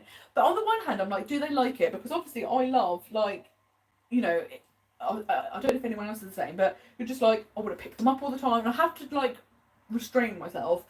And they're very good because they'll go, well, she does feed us. We will have to tolerate some of this being picked up. But my dad, he will, like, smooth them and stuff, but he's more, like, cautious. Like, he'd be like, oh, I don't want to pick them up unless I absolutely had to and stuff like that. So I'm like, I wonder if they like that, or if they're like, no one's forcing me to be picked up. And they kind of like love-hate it. So it'll be so funny. Yes, you're so true, Jin. Like, there's always one day in October when it's suddenly a lot cooler in the evenings. It's true, isn't it? There's like a big shift. And like, it really then, like, you definitely feel the season. So I absolutely love that. But amazing, you're going to be staying at Wilderness Lodge for the first time. Such a stunning resort. Like, it's one of my absolute favourites at Disney World. And like you say, like, it's such an oasis. It's so calming there. And I love that you get the boat to Magic Kingdom. Like, everything about it is iconic. So I'd love to hear how your stay is, because it just looks brilliant. And I've loved, I always like love to go out there, even if it's just to get like food or like drinks. it's such a lovely resort to go and relax in because it's stunning. And I really like how Disney really get a thing like Wilderness Lodge. You really do feel like you're in like a national park in a lodge. Like it's amazing how they do it. So can't wait to hear about that. Yes, what is my favourite dream resort to stay in? Oh, this is so hard. I would love to stay at the Polynesian in Disney World. That is an absolute dream. I'm 100% with you. Staying in the Toy Story Hotel in Tokyo, it looks incredible. Or even Shanghai, again, like their version looks amazing. But the level of theming of those hotels, because I am someone who I want it to look like Disney have thrown up on the room. Like I want it to be so Disney. And like you are seeing now some of the resorts at Disney World like paring back on their theming. And I'm like, no. I don't want it to look like a Hilton. I want it to look like a Disney hotel. So I love that Tokyo and like a lot of the Asian hotels actually have really gone all out. And like even Disneyland Paris, that's something I really love that they're so highly themed. So but yeah, I'm with you. Toy Story Hotel looks literally incredible. And I'm trying to think what other hotels would be amazing. I would really like to stay at the Grand Californian. Like I loved visiting it when I was in California. Like it's again, it's kind of like that Wilderness Lodge feel. It was so beautiful and like when I was there because it was Christmas time. I can't get over. It was stunning. Like they had a tree that was like 100 foot high. They had like a wood fire going on, and there was rocking chairs, and like I was like, "There's nowhere more Christmassy than this right now," and it was stunning. So I think that would be great to stay in, or like even the Disneyland hotel, where you have like the little headboard that lights up with the like fireworks. It looks so cute. But I would say with Anaheim, because there's so many hotels and they're so much more affordable, and you really don't get any benefits for staying on site at Disney. Unless it's like a real special occasion, I probably wouldn't do it. Also, I love the way I'm like, oh, I wouldn't do it. I couldn't afford to do it. Like when I went in November, the cheapest Disney hotel was over £6,000, and the hotel I stayed in cost me £930. So it was 6 times the price. And I was like, that's wild. It's not even like, oh, you're paying a bit more. You're paying so much more. So I was like, okay, we might skip over them. But I've heard that the Asian hotels are so much cheaper, and like I said, my friend Derek, who was just in Hong Kong, he went to the Disneyland Hotel at Hong Kong, which is like their most expensive hotel, kind of similar to Grand Floridian in theme, but it was like $300-400 a night rather than $800 to $1,000 a night. And he was like, it's unbelievably so much cheaper. So a lot of people have said to me, like a 2 week trip where you go to all 3 Asian parks is cheaper than a trip to Disney World, which is mind blowing. But makes me so excited because I'm like, well, that sounds like it has to be done. Like that'd be so good. Yes, Jamie, you'd like to stay at the Disneyland Hotel in Disneyland Paris, but it's so expensive. And you're so right, it is unbelievably expensive. And like it is nice that you're over the gates and like it's got that great theming, but you're just like, oh, like it's just such a jump in price that I'm like, oh, I don't know if I can justify it. It's so difficult. And like you say, it's one of those like bucket list items. If you ever got the opportunity, it'll be amazing. Yes, Jin, so many hotels on the dream board and so little money. That's what it is, isn't it? It's just like I've got all of these things I want to check off. It's like on whose dime? Like the thing that I'm obsessed with, and I'm like, you know, there's that meme of like, if I win the lottery, I won't tell you, but there'll be signs. Mine would be if you suddenly see a vlog series where I'm doing that the private jet tour where you go to all 6 Disney parks in the world, but you also get these like incredible experiences. So you get to like stay at Skywalker Ranch, and like when you go to the parks, you go into the parks before they're open to the public, and you tour with Imagineers and they tell you the history and like all stuff like that. That would be my sign. That's how you know I won the lottery. That would be my first purchase because it looks amazing. Yes, Jin makes you an all stars girl, but that's the thing, isn't it? I think they are genuinely nice, and like they're also not too big in size because some of the resorts are so massive, and at the end of a long day, you're just like, I'm never going to go back to my room. But they're actually quite a good size as well, which I really enjoy. Yes, Jamie, it would be great to do the Disneyland Hotel on a special trip or when you have someone to split the cost with, because like you said, that's much more affordable way to do it, isn't it? And yeah, like it is crazy the cost. But the thing I do like about Disneyland Paris is there is a single supplement, so you do pay a bit more if you're single, but it's not like in the US where you take on the full cost of the room, because that makes solo trips so expensive. And that is the downside. That's one of the reasons that like, I wish I could visit Disney World more often, but it's just such a huge lump sum that you're like, okay, this might not be so affordable in the long run. But then I suppose it does make the trips more special because you do have a wait, and then you don't know when you're going to be back. So every time you're there, it is really really special. So, but I wish it could be a bit cheaper. If you could come back to like, I mean, it won't be, but like even pre-pandemic levels, it was expensive, but you could do it. Whereas now it's like double that cost, and you're like, how are we doing this? How? But it will be interesting to see how they respond to, like I said, like the drop in visitors, um, the fact that Epic Universe is opening next year. So I think a lot of people will be going to Disney. I think a lot of people won't be staying at Disney. I think they'll stay at Universal or like in Orlando itself. And then also with the upcoming massive construction, that I think will have an impact, because not even necessarily people thinking I don't want to see construction walls during my trip, but I think people will delay trips because they're like, if we wait another couple of years, we'll have this, and this that's going to be open. So I think it'll be an interesting time, and will all of those things lower the price a little bit? But who knows? Like, we do know Disney have had a lot of financial trouble in the past couple of years, and like the streaming service has been doing terrible, the films have been doing terrible. The only place that was making money was the parks, and now the parks have started losing money. So they'll either drop the prices to get more people to come, or they'll put the prices up more, which I'm hoping they don't do, because I think people will not come at all. It's so difficult. Yes, Jamie, you're so right. Memories are worth more than any amount of money. That's the thing. Like, I always have been saying that you can always earn more money, but you can't earn more time. And I think for me, the pandemic really pushed that, because I was like, where everything was shut, and like for 2 years you couldn't go anywhere. And you suddenly realised how like overnight, like everything you enjoy can go. And it's that thing, isn't it? Like you say, if you've got the money and the time, do something, because you never ever know what circumstances are going to happen, and you can always earn more money, and we'll work all that out another time. That's something to think about later, but 100% agree with you. Yeah, you're so right, Jin. That's what you tell your bank account, and then the bank account vomits all over you. And that's the thing. Well, this is the problem, isn't it? Because last year I did a lot of Disney trips, and I did like an unexpected trip to Vilnius, and I did an extra trip to Disneyland Paris that I wasn't planning. Um, and then like the saying of like, you can always earn more money, but you can't earn more time. I'm having to earn more money now.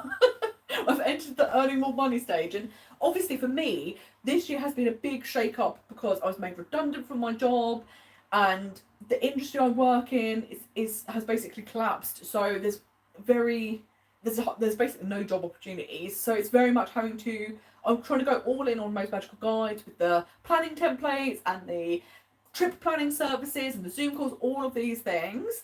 And then also looking to like freelance as a writer and like virtual assistant, anything like that to kind of tide me along, because I'm like, yeah, we've definitely got to earn more money now. We've entered that phase. So we need to do that so we can make more memories. It's so good.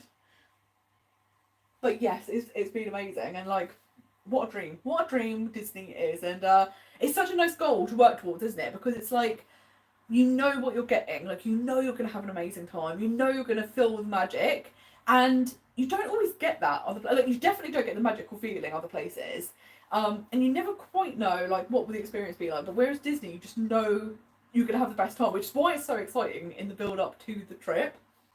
So yes, thank you so much for joining me for this pack along. It's been so much fun, and thank you, Christina, for the idea, because it's fantastic. Because like I say, every month I love the live streams because it's so fun to get to chat, and I always try and theme them around something. And I was like, what should we do? And this was the perfect solution. So there will be one at the end of September, and that will probably be like a roundup of the trip, or like tips I learned, especially because there's new stuff like multipass to contend with and stuff like that.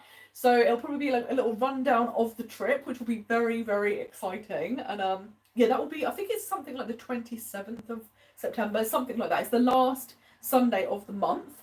So that's going to be absolutely fantastic. But at the moment, what I'm doing is filming lots of videos, and I've got all my podcasts ready for when I'm away. So there will still be a podcast every 2 weeks whilst I'm away. There'll be a blog post. I've started the blog up again every 2 weeks whilst I'm away, and there will still be a planning video every week whilst I'm away. So still lots of content coming up. There won't be like a sudden like radio silence. And of course, over on Instagram, I'll be posting everything I'm doing on my stories.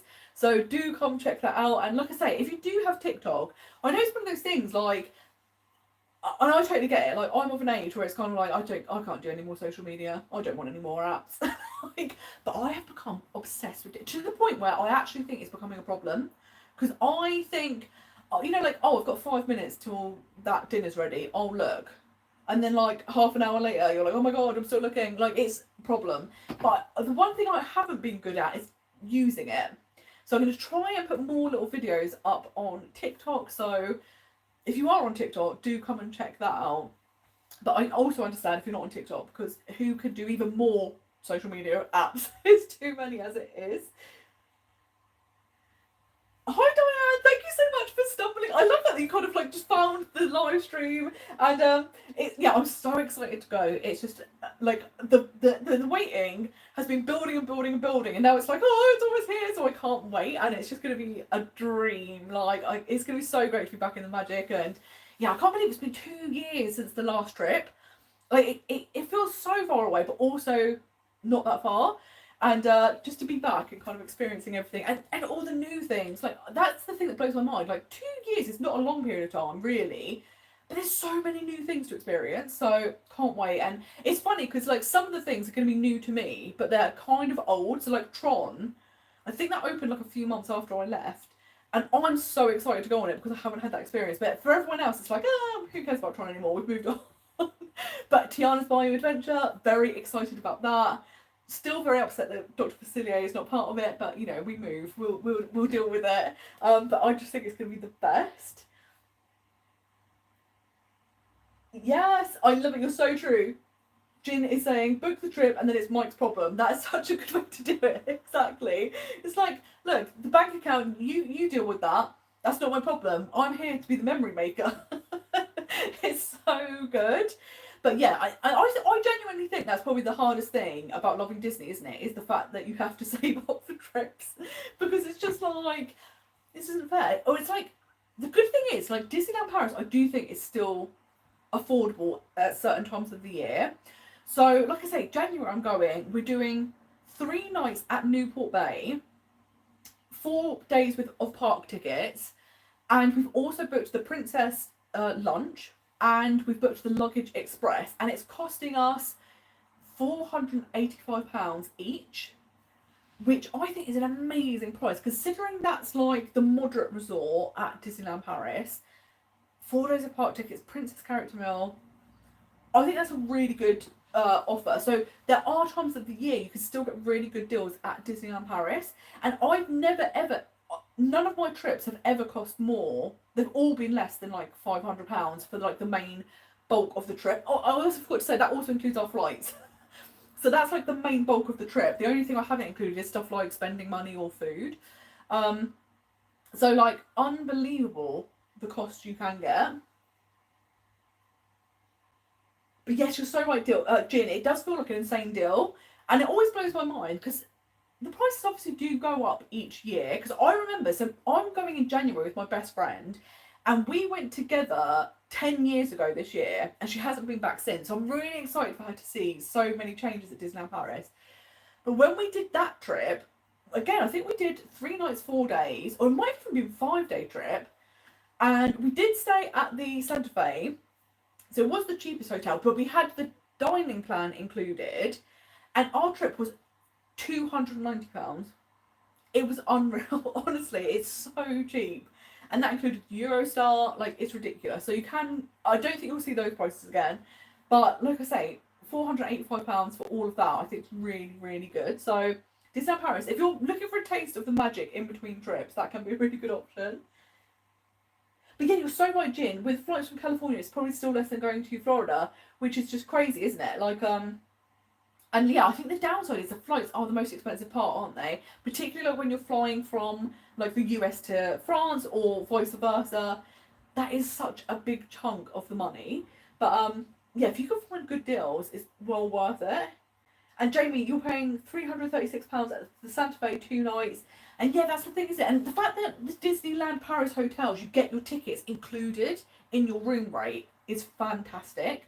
And it makes such a difference. And like, I always stay on site at Disneyland Paris because I love how close you are to the parks. You're like a 15-minute walk, like, or a few minutes on a bus. Like, me and Peter actually timed between like leaving to getting to our hotel, the Cheyenne, and it was like 2 minutes on the bus. And that we also stopped at traffic lights, so it would have been like a minute and a half if we hadn't stopped. Like, unbelievable. The fact you get extra magic hours makes such a difference to your day. So like, that's one place I will always stay on site because I think it's so worth it. And I don't actually think the difference in price is that much, because staying off site, the room seems much cheaper, but you have to pay for the tickets. And once you do that, it's basically the same price. The only time it's worthwhile staying off site is if you have an annual pass, because then your trip will definitely be much cheaper. So yeah, that it swings and roundabouts, but that's the one Disney destination I'm like, I will always stay on site if I can, which would be so good. Yes, Jin, you'll have to go to Disneyland Paris. Like, I'd love to hear what you think about it and just your trip in general. And we'll have to coordinate dates. That would be fantastic. Jamie, do you? Jamie said, going in the winter months, do you still find a break during the day worth it with the shorter park days? I do, and that's partly because so I was forced to start taking the break because of my foot, and it completely changed the way I visit. And now, even like you say, in the winter months, I still like to do the break, even if it's just like an hour and a half, 2 hours, because you just end up with so much more energy. Like, your body doesn't feel as tired, your feet don't feel as tired, and you enjoy the day more. Whereas when you stay out for a really long period, or like particularly if you're trying to do park over to park close, you're in so much pain by the end of the night that you kind of like aren't enjoying it so much. So I find the break good, and even if you don't want to go back to the hotel, like having like a sit down meal or like going to watch shows, stuff like that, so you can have like a bit of a rest, is a really good option. And but yeah, I'm such a convert now to the afternoon break, and like every trip that I started doing it on my last Disney World trip, and every trip since I've done it, and I'm like, it's brilliant. Like, I absolutely love it. And yeah, like Disneyland Paris, the park days are a bit shorter in the winter months, but they still tend to be like Disney World. Interestingly, does seem to shut quite early. Like Animal Kingdom shutting at 6 p.m. is wild to me. Like, it's crazy, and the other parks being 9 o'clock. Like, interesting, because like Disneyland Paris in the winter, like Walt Disney Studios Park might shut at 8. The other park will normally shut at 9, and then in the summer it'll be like 11 o'clock. Disneyland Park doesn't shut till midnight. So Disney World is interesting because it seems to have like the shortest park hours out of any park. But yeah, being able to have a little break totally revolutionises the trip. It's amazing. Oh, thank you so much for joining us, Jin. I hope you have a lovely day. And it's funny because it's like it's just the afternoon for you, whereas we're like, it's super late. So I do appreciate you all spending your time with me. It's amazing, and I've just noticed it's nearly 10 p.m. in the UK. So I also know if you're visiting from different places in Europe, well, watching from other places in Europe, it's going to be much later. So I should probably wrap this up. But thank you so much for joining me. As I say, this is always my favourite time because it's so great to get to chat to everyone, and this has been so fun. It's so different to the normal live streams, but I think it was the perfect topic, and I'm very excited now because I'm basically ready to go. Like, I will finalise the packing the next couple of days, and then that's it. We're going. We're going, and it's going to be fantastic. I'm so excited, and yeah, thank you so much for all your support, your kind words. Like, I absolutely appreciate it, and I love being able to message every day, and it's so wonderful. So I never ever take it for granted that you do choose to spend your time watching the videos, and it's so appreciated. So I hope you all really enjoy the upcoming vlogs. I think they're going to be so much fun. Like I said, with this new camera, I think they're going to look amazing as well.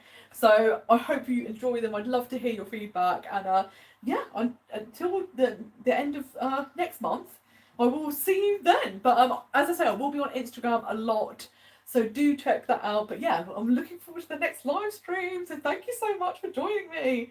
This is going to be a really awkward goodbye because I have to like walk over to the camera. I can't just like press a button. So we're all just going to have to ignore. There's going to be a really weird little walk. But thank you so much, Jamie. Oh, you've got a cute tendonitis. So yeah, oh my god, tendonitis is so painful. So being able to take the breaks will help your trip so much. But thank you so much for stopping by, and thank you, Amory. I'm so excited. And yes, it will be fantastic. Like I say, if anyone's in Disney World and you see me, do come say hello. Like it'll be fantastic to meet in person. And I will see you all very soon. Like it's gonna be so good. Thank you so much, Jill. I can't wait. It's like it's nearly here now. I can't believe like, you know, it's basically tomorrow now. It's 12 days. I'm gonna start saying it's 12 days now. It's gonna be so good. Right, incoming awkward walk. So be prepared, guys. We're coming over the other side of the room. Oh, there's little Coco. Say bye-bye, Coco. Oh no, I can't actually see. Oh no, I can't actually see where I have to end. Okay, here we go. See you soon, guys.